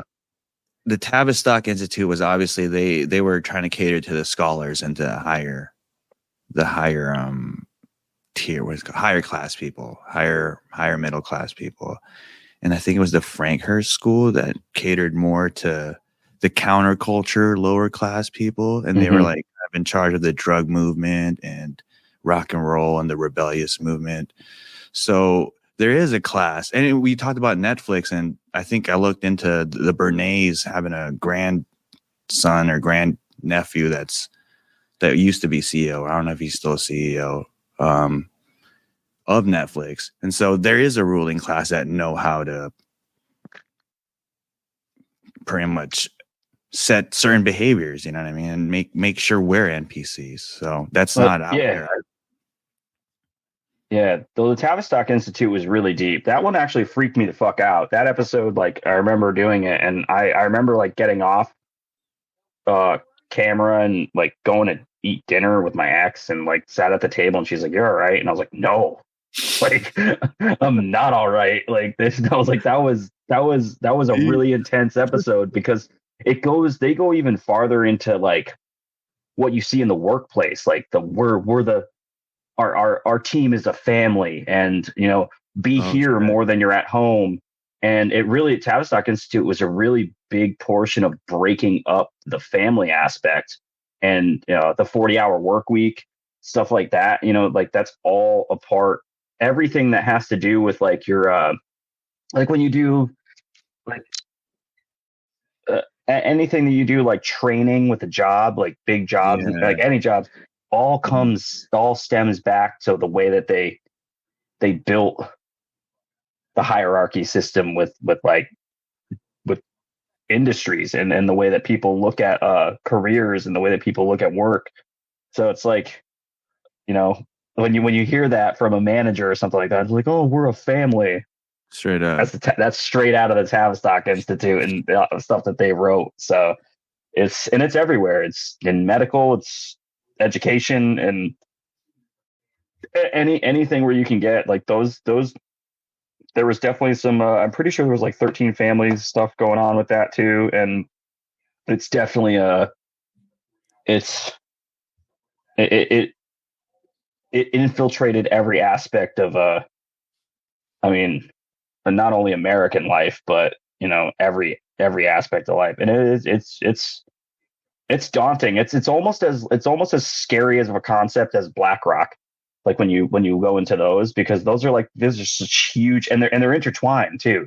So it's like you get involved in that, and then you start to read into that, and then you almost have to take a step back because you're like, I just freaked myself out, because it's probably there's a lot of aspects, if not all of the aspects to some of that stuff is not conspiracy. Like the stuff that we researched was fact. So like it wasn't a conspiracy theory. It's just it's the most powerful organization you've never heard of, and group of people, and until I heard of it, I remember being like, I couldn't sleep for like 4 days. I was like, dude, all I was doing was thinking about this. I was like, holy shit, my boss just said half the stuff insane that's from there. So interesting stuff, man. Yeah, that's the thing about conspiracy theories, right? I feel like here in California, sometimes we're blessed, like we said, because of all the luxuries that we get to take part in. But also some of the events that happen in the world don't really, the ripples don't get felt in SoCal, really. You know what I mean? Certain things do, but we're kind of blessed in that aspect, right?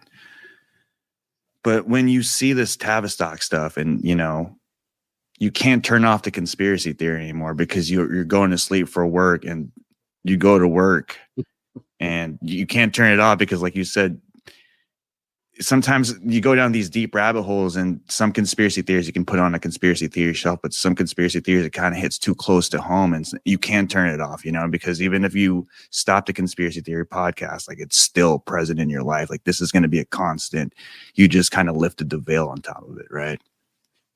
Yeah. Once you lift the veil, you can't see it any other way. Would you say it's hard to take the blue pill after the red pill's taken? Like it's over after the red pill's taken type shit. It's hard to change drugs.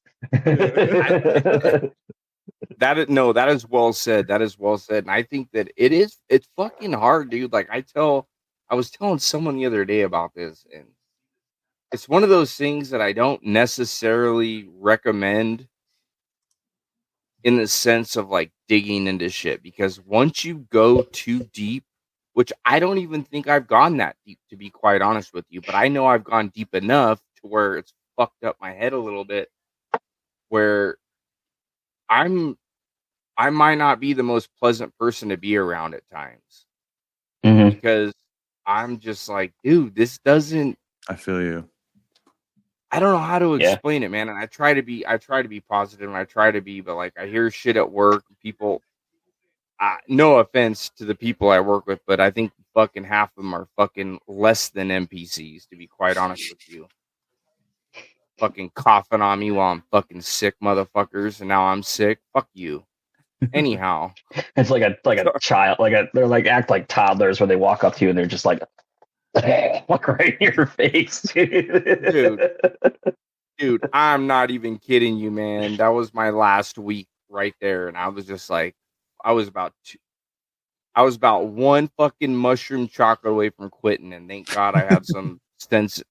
I had some sense talking to me, and I didn't fucking quit my job. But I was this close. I was like, "Fuck this, I'm done." But yeah, man, it's hard. It's hard to deal with this shit. Like, once you start getting into it and you start realizing that you see it everywhere you go. Mm-hmm. And I think a lot of us start to get good with putting on little blinders where you're just like, you know, we're going to make this fun and peaceful for the family while we're watching this movie, or we're going to watch this show, or we're going to, you know, I don't even want to say go to Disneyland, because I fucking refuse to go to Disneyland. See, that happens too. Like you can enjoy shit like that, you know? Yeah, and it's fucked up, dude. It's fucked up. Like I got my kids homeschooled, man, and I've been seriously thinking really long and hard about what we're doing, because I feel like we're robbing our oldest, at least, from a childhood. I just recently watched Terminator, and it sounds like we're, you know, just to sorry to cut you off real quick, but please do. It's like we're raising John Connor, you know, instead of just a kid. Like we're raising a kid who's going to be the one to revolt against this AI apocalyptical world that we're, you know, bringing him into, which kind of is, but at the same time, you want him to grow up like you did. You know, we kind of grew up in this blissful, you know, oh, Disney, you know, we didn't have our parents were all in on Disney, and they didn't see any satanic sexual fucking innuendos in Disney. And we got to enjoy it. And granted, I think we spoke about it on podcasts. Like we turned out okay, right? Exactly. We woke up eventually, but we're indulging in those things back in the day. So maybe there's a happy medium there. Maybe there's a happy medium there where, and I know, Joe Reezy, we talked about Christmas, dude, like all the shit going on with Christmas. Like we were like contemplating, like maybe next year there's not going to be a Christmas. Yeah. You know, we're not going to do it on the 25th of December, but maybe there's a happy medium where we can educate our fellow little semen demons. Semen demon. Crotch goblins, yeah. Crotch goblins. I like that. Yeah. That's fucking hilarious. They're the future. They're the people that are going to be wiping our asses when we're fucking in our 80s, like Biden. So, like, you know, we're walking around like a Roomba in our living room, and we have dementia and Alzheimer's, and you know, everything caught up to us and age. And those kids are all the kids. Like, I don't have any kids of my own, but you know, I've been in relationships with people with kids, and I've done the Disney thing. You know, I regrettably will say that I've said yes to Disney like 8 times in the last 6 years, and we've gone up to Anaheim, tried to do the annual pass holder shit. And every time I go, I'm like, I don't hate it. You know, like it's not there's not a hate to it. I get there and I shut off because there's so many people. You just have to kind of be like, right, I'm here. I paid the money. I'm going to enjoy it. There's things about it that are cool. Like, I like Star Wars. That shit's fun, you know, and, you know, it kind of stokes a little nostalgia from being a kid, seeing some of that stuff. And we just did a 2-part episode on Disney in the fall. And I really don't think that they were originally a nefarious entity. I think they got suckered into everything else that's been suckered into that type of media, where it's like, well, we can manipulate people. Because I've seen Disney movies even recently, like months ago, back in September, like one of their newer ones, and I'm like sitting there in the theater, and my ex-girlfriend looks at me, she's like, "Are you fucking crying?" And I was like, "No." Like, and they just they hit you. Yeah, they hit you with everything, and they're so good. And the craziest thing is that the person that wrote that is probably like 10 years younger than you, and you know, it's just they just know how to do it. Everybody knows how to do it. So I think there definitely is symbolism, and there definitely is some really crazy shit when it comes to Disney, when it comes to the parks themselves. Especially, like, we focused on Fantasia, which was pretty wild. And then some of the older, but we gave them the benefit of the doubt, because some of the older Disney flicks, you know, they're from like the 40s and the 50s. And like, you have to give those boomers a pass, because that's the world they lived in. Like, my grandfather was born in the 20s, and the shit that he used to say was the wildest, most out of pocket stuff. But I'm like, it might not be right, but he was born in the 20s. It's a whole different time. Yeah. So I think Disney gets a bad rep. But when it comes to Masonic symbolism and satanic symbolism, Disney is chock full of that shit. So it's crazy. Yeah, they got the Club 33. Isn't Walt Disney supposed to be a Mason? Yep. Right. Yeah, he was actually an FBI informant too. Did you know that? That was pretty crazy. And I did not know. He was with, I think he was in Operation Fishbowl, right? I think he filmed a documentary in Antarctica when they went on an expedition too. He was also D-Malay. I believe he directed or was a part of the series that Werner von Braun did. The something to space. It was an earlier. They're homeboys. Disney production.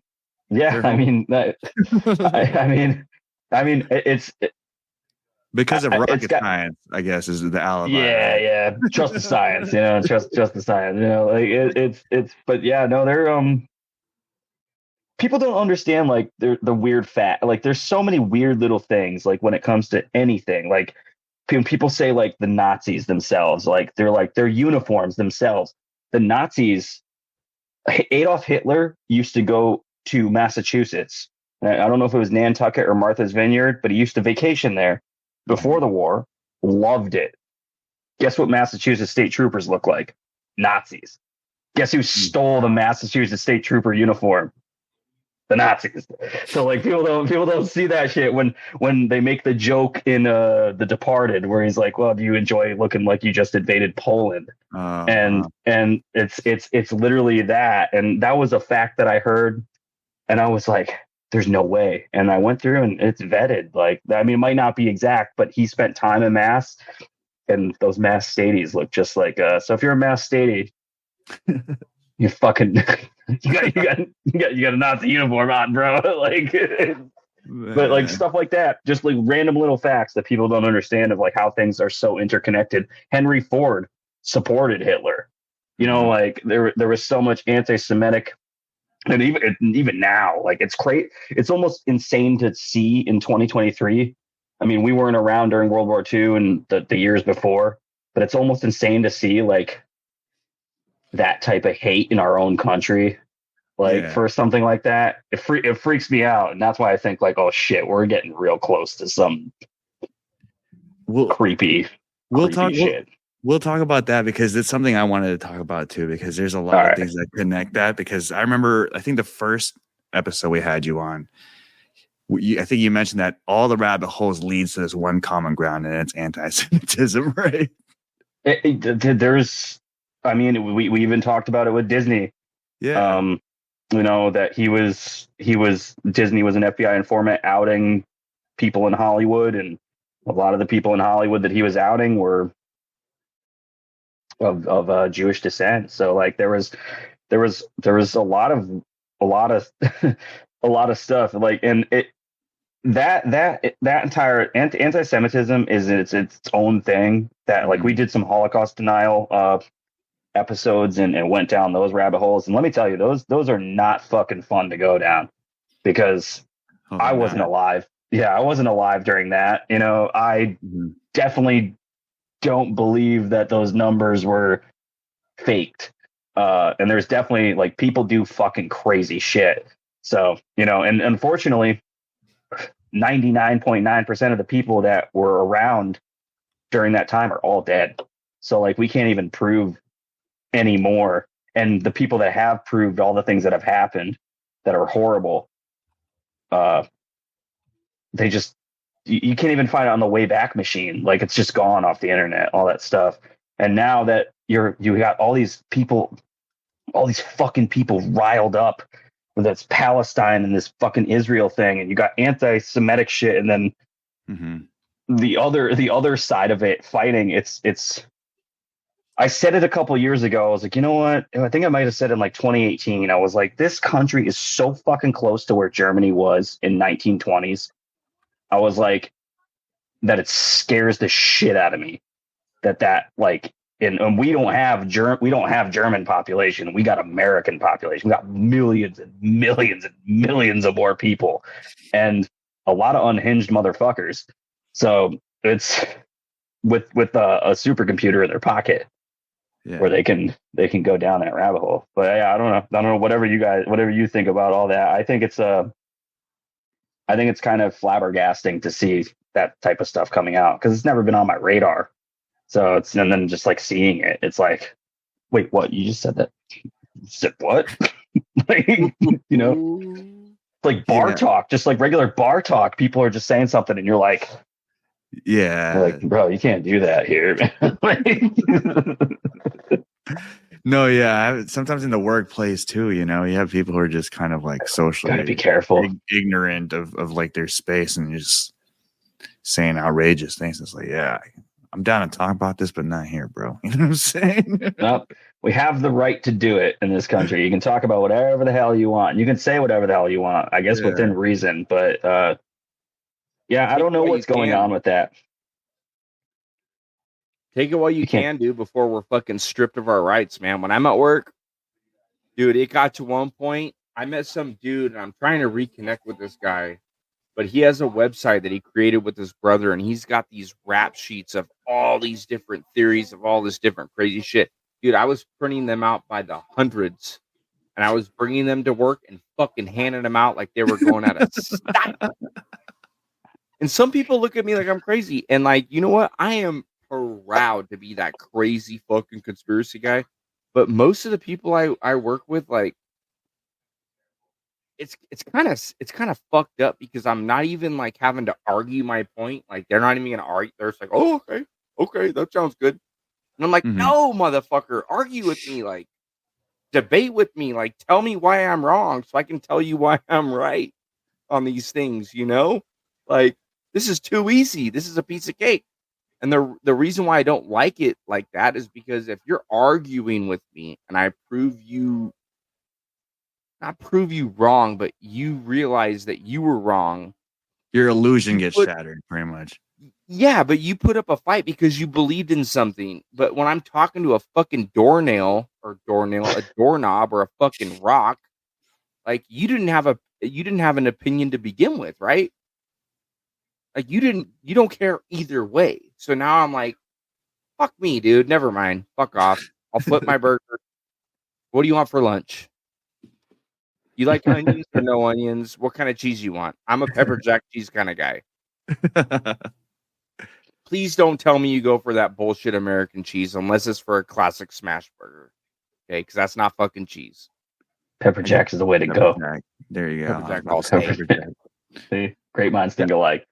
Yeah, I was gonna say, like, how do you guys deal with conspiracy theories outside of your circle, like, you know, in the workplace, you know? It's impossible, almost impossible in some aspects. Like my ex, we broke up back in the fall, and we had a conversation not too long ago, and she was like, "Dude, your fucking brain when you were in that podcast." Like she's like there was portions of your day where you just so were dark, and it was just doing research, you know, it was just like researching stuff that we were going to put out, and some, you know, some topics like Holocaust denial or, you know, something like that, you know, it's just like, it just puts you in this dark spot. But then you start to really think about things, and like, I can't talk about this stuff with like my mom or anybody like that. They just look at me and their eyes get stuck in the back of their head, and they're like, my son is fucking crazy. and I know I'm not, because I like to question things, and you just did research on it. yeah. And, you know, questioning things is probably the biggest gift we have, at least in our country, is the biggest gift we have, where you're actually able to still, you know, question things that happen. Cause there's definitely places like Russia where you can't do that stuff. You know, you could think it, but you can't say it, or you can't, like, you know, have an outlet and think about that stuff. So like, we're really lucky to be able to question things. But now when you're starting to see the way that people act when you do question things, you know, like one of the craziest things that I've seen recently was a couple months ago. I was at a bar with my friend, and some guy kept calling him a fucking Nazi, like, for saying what he was saying. And he's like, you do realize that, he's like, you do realize you telling me that I can't say something is pretty Nazi like, you know, like, and the guy, his brain just exploded, and it went from that insult to just complete fucking broken and rage. Just like, you know, it went nuts. And it's like, you know, critical thinking before you start fucking flapping your gums about stuff like that, or making some stupid comment. Yeah. But we got to hold on to that. We got to really hold on to that, because the second we lose, like, we can do this, like, and have these conversations. But the second, like, we say something, or like the second there's like they start chipping us, and then you have the thought, like almost like Minority Report, where you think about, like, you're like, I'm going to punch this guy in the face. And then all of a sudden you get arrested because you thought about that, you know, like, you know, I'm pretty sure Rogan said something similar on like a recent, or one of his, maybe last week or the week before or something like that. But it was, I thought about that too, because I watched Minority Report like a couple weeks ago, and I was just like, dude, this would be insane. Like, you just have like a lapse in judgment, and your future is determined because an algorithm of what could possibly happen. So it's the second they start nano chipping us, none of us are going to be able to lie to each other. None of us are going to be able, it's going to be impossible. You're going to walk up to some girl, and she's going to hear the fucking shit you got in your head about, like, seeing her, like, or vice versa. And we're all going to be fucked. So, like, we definitely got to, as much as I think Elon Musk is a good free thinker, everybody got to keep the fuck away from that Neuralink thing, because that's going to really, really, really, it's great for somebody who's got no arms and wants to control their arms, you know, like with prosthetics, but it's not good for the general public. No. Did you guys just see the thing in downtown San Diego where the guy was getting arrested or something like that, and the dude's got the Google goggles on, and he's just like walking in the crosswalk, like, and the cop was laughing at him. She's just like, "What the hell is this guy doing?" And he's just like walking along, like, literally, like, and he posted his video of it, and he's like watching Hulu, like he's just like walking down through downtown, and it's like that's when it's gonna get real weird, because there's gonna be no way for anybody to, like, hide their thoughts. And then on top of that, you know, these types of conversations, the second you say like a catchword, like it's the same thing when you're on your phone now. Like, I guarantee you, I'll say like Dr. Squatch soap. I guarantee you when I put on Facebook in 5 minutes, I'm going to get an ad for it. So it's the same thing. Like you could say like, I'm going to punch this guy in the face and then get arrested for it, or talk about, you know, our shadow government and be right. And then all of a sudden you get arrested for it. So yeah, we're treading some serious waters to the future of the way that this country goes. And I hate cancel culture. It sucks. I don't know if you guys have iPhones, but I turned my iPhone for the setting for, I don't want to say because it'll fuck, I'm using my phone as a camera, so it'll fuck it up. But yeah, iris backwards, when I say, hey, you know, the name, it responds pretty well. Like it's the reactiveness of it responding is pretty surprisingly like fucking good. Because I tested it in my car with my wife. I was like even whispering it, saying, hey, you know, say the name, and it goes on the mode of like, hey, what do you want me to do? So if that's happening just because of the prompt, it has to be happening when you turn, you know, the settings on your phone to be like, hey, can we use your mic and your camera, you know, just for information and stuff. Mm-hmm. Like the mic on the other end of it to receive information works just as well as it does for when you are using it, you know. So we talked about NPCs, and yeah, dude, the fucking Neuralink, you're literally an NPC now. You know what I mean? Like, like physically you're being that. And it's funny because we talked about Disney, and you're right, bro. Like I take mushrooms and go to Disney and trip out, you know, and knowing about Disney and all that stuff. And it goes back to how we started this episode. Are we the NPCs? Like we're knowing all this stuff and we're going in there and we're still enjoying it, you know? Like I know we're sitting here dogging it, and I'm like, dude, I'm going to Galaxy's Edge next week. You know, like I want to go to that Super Mario World in fucking Universal Studios, bro. That's always been a goal of mine to go there on mushrooms. You know, I went to that in October for Halloween Horror Nights as well, and was it worth it? It was really cool. Mm-hmm. It was small, but the only downside, I mean, is the microtransactions. Yeah. You know, like you have to buy like a wristband just to interact with the world. And the more you interact with it, the more you can do and the more you can see. So like you have to actually go through that process of spending money to just after you've spent money to get in there. And It was really cool. I'll send you guys some pictures of it. It was really it was cool because I love Super Mario and yeah, that was the only downfall to that was it was just like, all right, well, it's the same thing with like in Harry Potter land where you have to buy the wand to interact with parts of the world, you know, like it's just extra shit. So they do get you. It's the same thing with dating websites. You pay a subscription to use it, and then all of a sudden you want to see a picture of somebody, you got to pay $7 to pay on top of that. So like it's the fatties are free. You know what I mean? I'll take those all day, baby. Yeah. Hey, all girls need love, man. Like, no, but I was gonna say in Disney it's the same way because you know the last time I went there you needed the genie pass in order to just get a decent wait time. Yeah. So those passes are like what, $30 a pass sometimes? Got to be more now.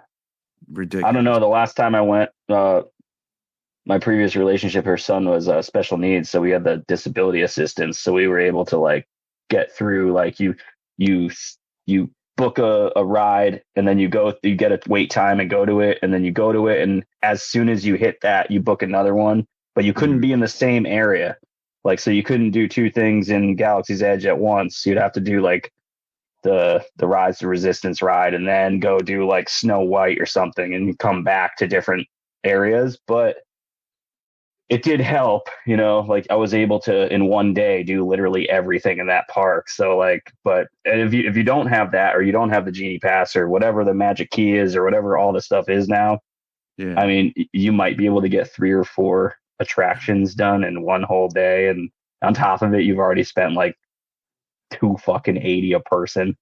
You know, fortunately, in Southern Californians, we get some pretty dope discounts at Disney, but like, it's still pretty. That's not expensive. including food. That's not including food. No. And the food is mids. So anybody's ever been to Disney, food is mids as hell. Straight up. I do think that's a breath of fresh air in a sense to where, we got had four. Danny had to dip out, but we had, four like-minded. No, there's obviously more in all of our circles, but like-minded folks, right? That will do our deep dives on Disney, Nickelodeon, fucking, we did some shit with Dan Schneider, Dave, about a year ago, dipped into some Dan Schneider bullshit. And to still get over and know that, like, it's okay to have some fun, man. It's okay to have some fun. Yeah.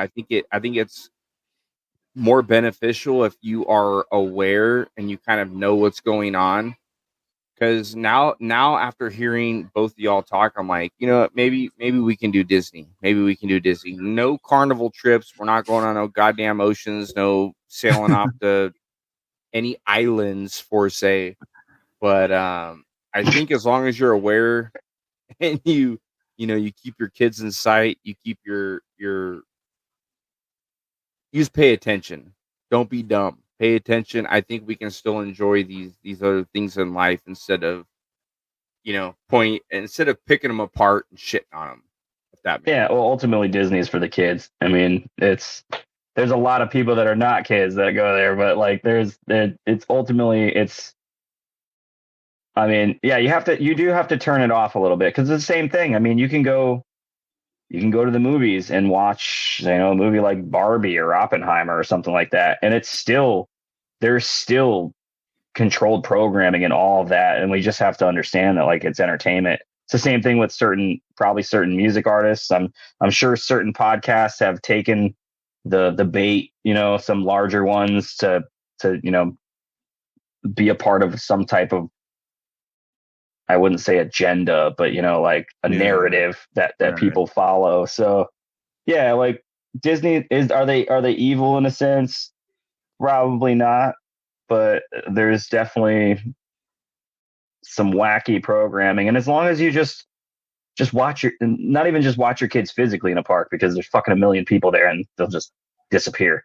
But like, just watch how they react to that stuff, like, parent your own kids. Don't let somebody else do it for you. That's the number one thing. I don't even have kids, and the shit that happens in schools would piss me the fuck off, man. Like, I'd be like, how dare you tell my kid something like that? It's the same thing with Disney. It's like, those kids are never going to see that. We didn't see it until we were adults. We weren't like, and until we had the internet, till where we were like, whoa, there was a boner on the cover of The Little Mermaid, like a serious gold dick, like on that cover. And then the priest had a hard on and they took it out. And it's like, is that sexual programming, or is that just an animator that didn't get fucking paid well? And they're like, well, fuck this guy. Because that's what we thought about too. It's like, is it sabotage to the company as well? Because like, if I was an animator and I got paid less than this person and I worked on this project, I'd be like, you know what? I'm drawing a fucking dick on this, and I'm going to see if it slides through. And it did, so like it's there's a lot of I know Jim Brewer has a rant on, I think, a Rogan podcast where he talks about the scene in Pinocchio. Yeah. And mind you, that is fucking disturbing ass dialogue going on there, but when you go to the Pinocchio ride in Disney, they say the same shit, and you're not even thinking about it. You're like, oh my God, they're talking about fucking, they don't come back, little boys. And you're like, whoa, I'm on a ride right now, like in this attraction.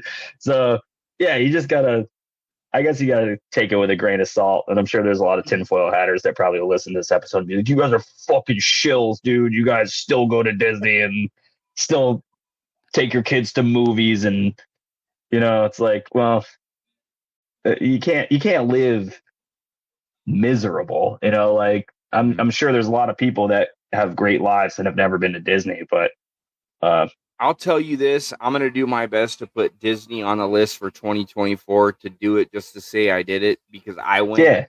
I'm pretty sure my fiance went, but my kids have never been. I think as long as we put Apple AirTags, sew them into their physical fucking body. Yeah, just right in the wrist, man. There's nothing wrong with putting leashes on your kids, folks. Nope, Okay? there's not. Leash him up. Leash him up. Leash I'm him talking up. like a fucking 8-point harness. Let's go. And we're gonna have Have you seen the movie Us, Chef? no. By Jordan Peele. Have you seen it, Dave? Let me see. I haven't. No. Oh man. Okay. So it's about, you know, the doppelgangers, almost like the invasion of the body snatchers. But what happens is the main character, she goes into this fair and they go into a fun house. And she goes into a mirror house, right? Obviously, there's a bunch of reflections everywhere, but she looks at this one reflection and the reflection smiles and she's not smiling, ends up becoming a doppelganger.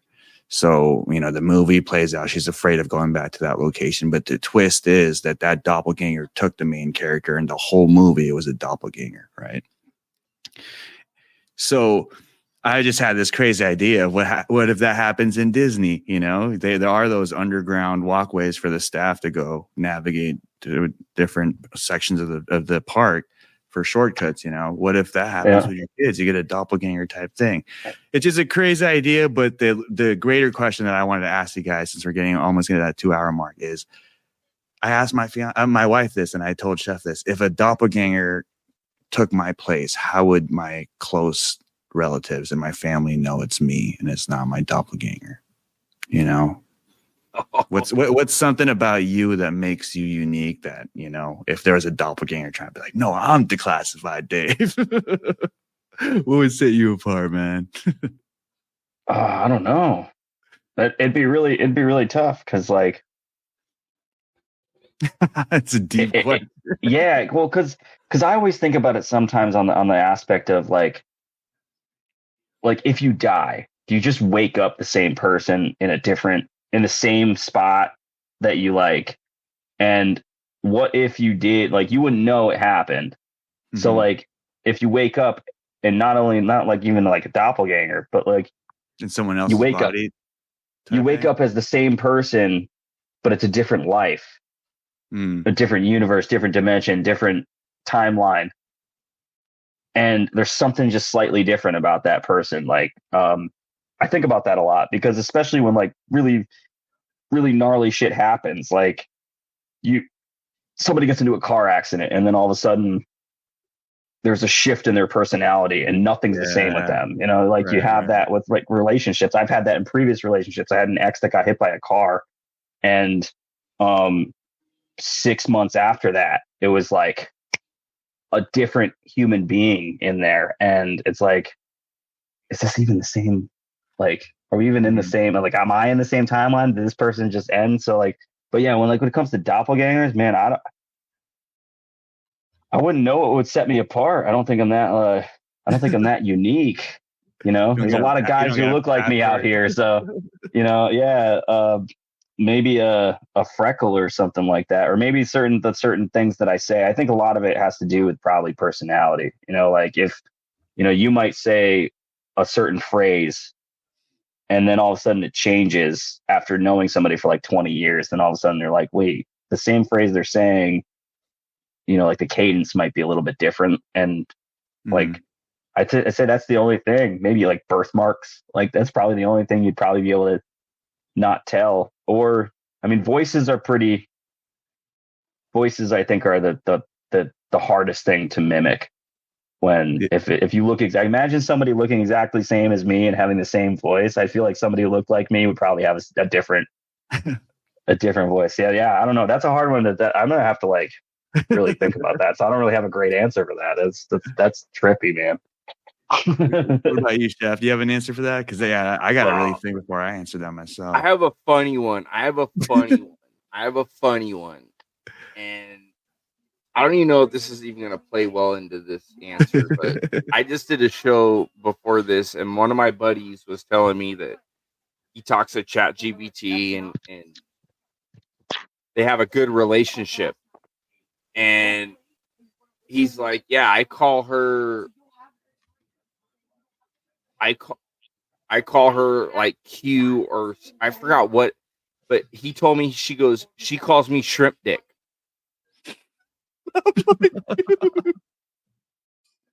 And he wasn't even kidding, dude. Shrimp dick. Like, hey, shrimp dick, this is what I came up with. And I'm like, oh my God. Maybe that's not a good answer. That's not a good answer. That was That's just how they it know. popped up in my head. It was fucking funny, dude. That shit cracks me up. But I think, yeah, I think really personality, man. I think it really boils down to personality because I think that you can't replicate personality that well. You can't. You're not. You can't like if someone comes through in a fucking shitty mood or had a bad day at work or someone pissed in their fucking cereal, right? I think that type of, there's nothing worse than getting pissed in your fucking Cheerios in the morning. It sucks. Mhm. And so to have to have that consistent person, those personality traits, I feel like if there was a clone of one of my family members and I start thinking like, something's a little weird. Yeah. There's little tricks and things that I can do in my head that I know that's going to trigger them one way or the other. And if I don't get the response that I know is the normal response, red flag, shoot them in the head instantly. Don't even think twice. Man, so I was gonna say more of your humor. I feel like if you used to be a funny guy, you can make people laugh. I feel like being able to make those same people laugh will kind of dictate whether or not you're real. Because there's even with ChatGPT and certain video games with NPCs, like the jokes that robots make, they're like ha ha jokes. You know what I mean? They're not like I've been there jokes, and I'm really laughing from the bottom of my belly type of laughing. You know what I mean? So I was also going to say maybe inside jokes you have with certain people, but it's kind of crazy to think about because this whole episode has been about us possibly being NPCs.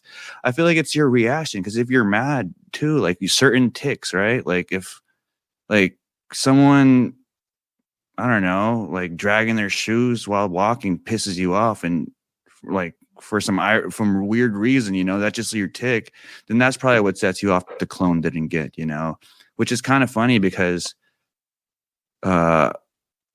We talked about the Tavistock Institute. We talked about Bernays psychoanalysis. It's like they kind of try to label you, and then you start buying into the diagnoses or the label, and then you start kind of buying into the psyop. I feel like you get diagnosed something, and you start to try to like, man, I have an anger problem.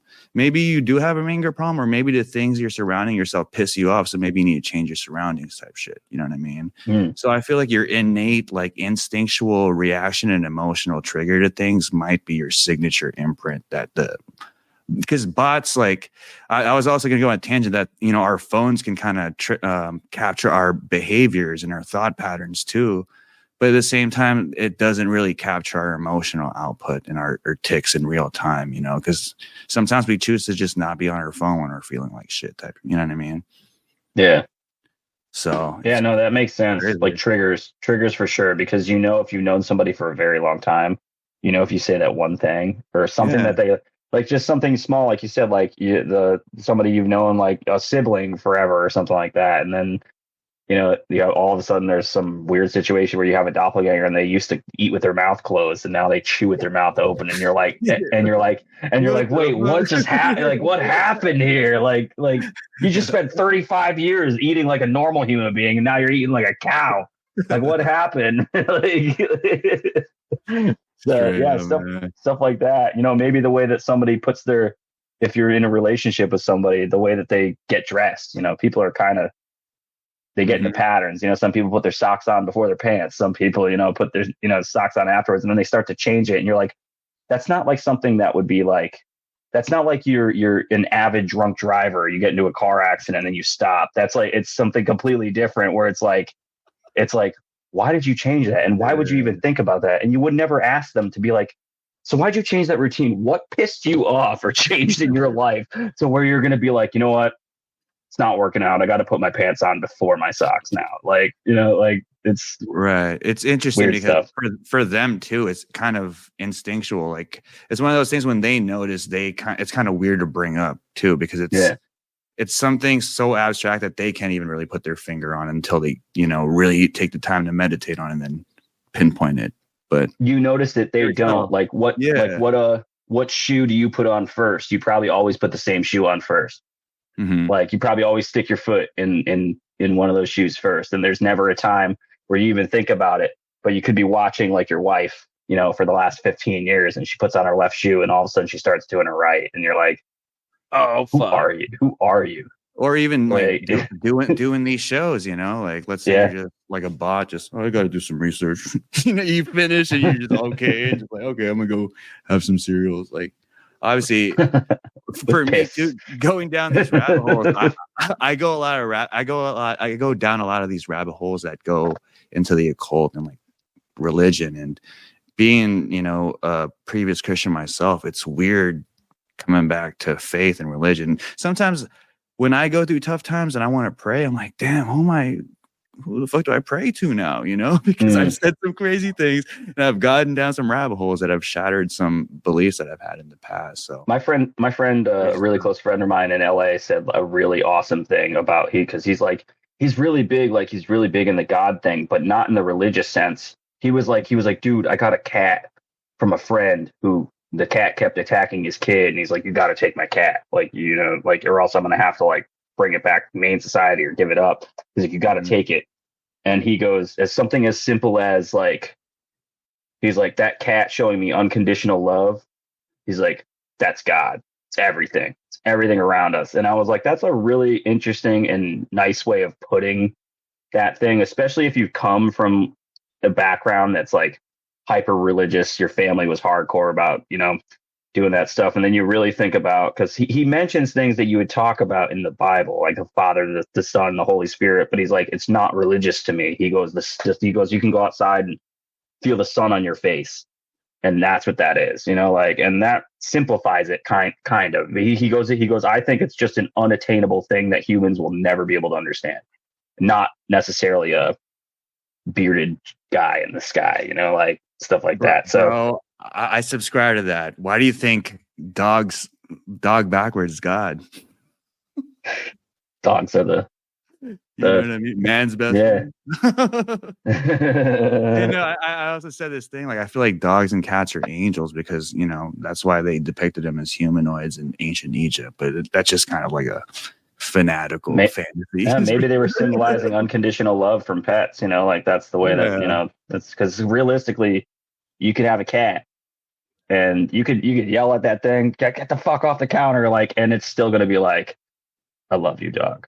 Like, you know, so unless you're mean, like real mean to it, then it might not, but like, you know, it's still just like people. But yeah. Interesting, crazy shit. Two things that I want to bring up before we wrap it up, man. Sure. We talked about doppelgangers, and it made me think about this syndrome I researched when I was going down like Cabbage Patch Kids. Capgras delusion or Capgras syndrome. It's a psychiatric disorder in which a person holds a delusion that a friend, spouse, parent, or another close family member or pet has been replaced by an identical imposter. And so it's interesting, but there is a case. Historically, there have been many cases of actual imposters who took over or attempted to take over the life and identity of someone else.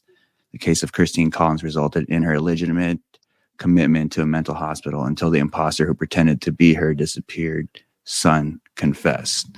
So, shit, man. You should get those air tags before you fucking go to Disneyland, Chef. That's what I'm saying. Yeah. Turn around, your kid looks like the same exact kid as another one, and you pull the wrong one, and you're like, "Oh God!" she doesn't laugh at your jokes anymore. It's like, what, dude? I feel like with the knowledge that me and my fiance have, I don't really think that the air tags would be completely necessary, but on the real, dude, I do think that, like, I don't know, man. I don't know. Leash him up. The body. I'm telling you, my ex's son was special needs, and he was a runner. So you gotta, and you can't trust people. You know, I can't tell you. I've had probably like 3 or 4 times at playgrounds in my experiences with my previous relationship with because I was with the kid for almost 6 years, and you know, there'd be times where like people are like filming your kids on a playground, and you're like trying to get in front of them, and they're acting all weird around people. So, and when you're with a million people that can literally just like throw your kid in a garbage chute in Disney, and then all of a sudden it's in a tunnel. You definitely got to watch out for that. And I've lost adults at Disneyland. I've been like, oh my god, I'm an adult. I got to stay put. Where's my parents? Yeah. No, I agree, and I don't think it's necessarily. Oh, there we got a streamer in the back here. I don't even necessarily think that it is like Disney related. Like, I think it's just in life, dude. When you're going out, dude, like there's nothing worse than going into a grocery store and thinking your kids are right fucking next to you, and then you look around and you only got one. Like, oh my goodness, God. Dude, my heart. Whether it's your kid, a step kid, if you're in charge of that child and that child is missing, that is fucking terrifying. That's super fucking terrifying. Even a stranger, man. Like, I've worked in restaurants and been like a server, and like kids would come up to you and like, my parents, I can't find them, and you're like, oh, what the fuck? Like what am I supposed to do? Yeah, and then you find out that the parents are outside at the car, and like the kids like wandering around the dining room of the restaurant, like, and you panic then because you're just like, dude, those like pets. I don't want to describe kids as pets, but like pets, those kids are innocent and there's unconditional love, and we gotta keep those little humans safe because, like I said, they're gonna be wiping your ass one day, and you gotta make sure that they still do that. Hey man, you grab them close and you give them that Virgin Shirley Temple, and you let them sit and chill. Tell them I'll give you $5 if you get that cherry stem into a knot, and that'll buy you about 15-20 minutes, maybe longer, depending on the child. It's a little trick. Hey, at this rate, bro, they might be the ones that they either decide to take care of us or turn us in to like robots. Robot care center. I'm gonna keep my parent around like some corpse with antennas and just, or like the heads from Futurama. Like that. Good, man. All right, let's wrap it up. Dave, thanks for coming on, man. Where can we find you outside the cave? Got some links for us?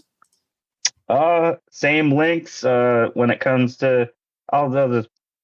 I'm Declassified Dave, so this is all Hush Hush Society. If you guys from earlier want to check out the other show, I'd appreciate it. It's a lot of fun. But other than that, hushhushsociety.com still up. We've suspended Patreon for a little bit because we're not making content on there at the moment. But check us out. I think we got over 100 something episodes on Spotify everywhere. We got Rockfin, but everything's on hushhushsociety.com still. And keep an eye out. I'd say probably May season 10 will start to drop, and we'll get back into it and get things going. But it's been dope. I'm so glad you guys hit me up because like I definitely want to do it again. And I never wanted to like put anything on a hiatus, so that's why I'm jumping on other shows, and hopefully they can do that too. But I'm really glad you guys hit me up. It's been a minute. I don't think we've been on. Maybe this summer was the last time we did something. I think. Damn. Yeah. Been a while. I'm sorry to interrupt. I'm gonna real quick shout out Hush Hush because you guys were I think the third episode I've ever done on Sunday Night Secret Society. Oh yeah, we got the whole fan bam here. Hey. But yeah, man, I appreciate you on this end. But yeah, this has been awesome. This has been awesome, dude. Yeah, you were part of the round table that we had, the Flat Earth. A secret space program round table that we just did. Yeah. And mind you, I had. You had a flat earther for a secret space program? Dude, I shit the bed. No. I will be quite honest. I shit the bed when I was thinking a secret space program. I was not thinking clearly at the time, so I like came to the table. I'm like, huh? And anyhow, you and Andy Reid, dude, you guys fucking wrapped it up very cleanly. So, any hoodles, it was awesome, man. It was awesome.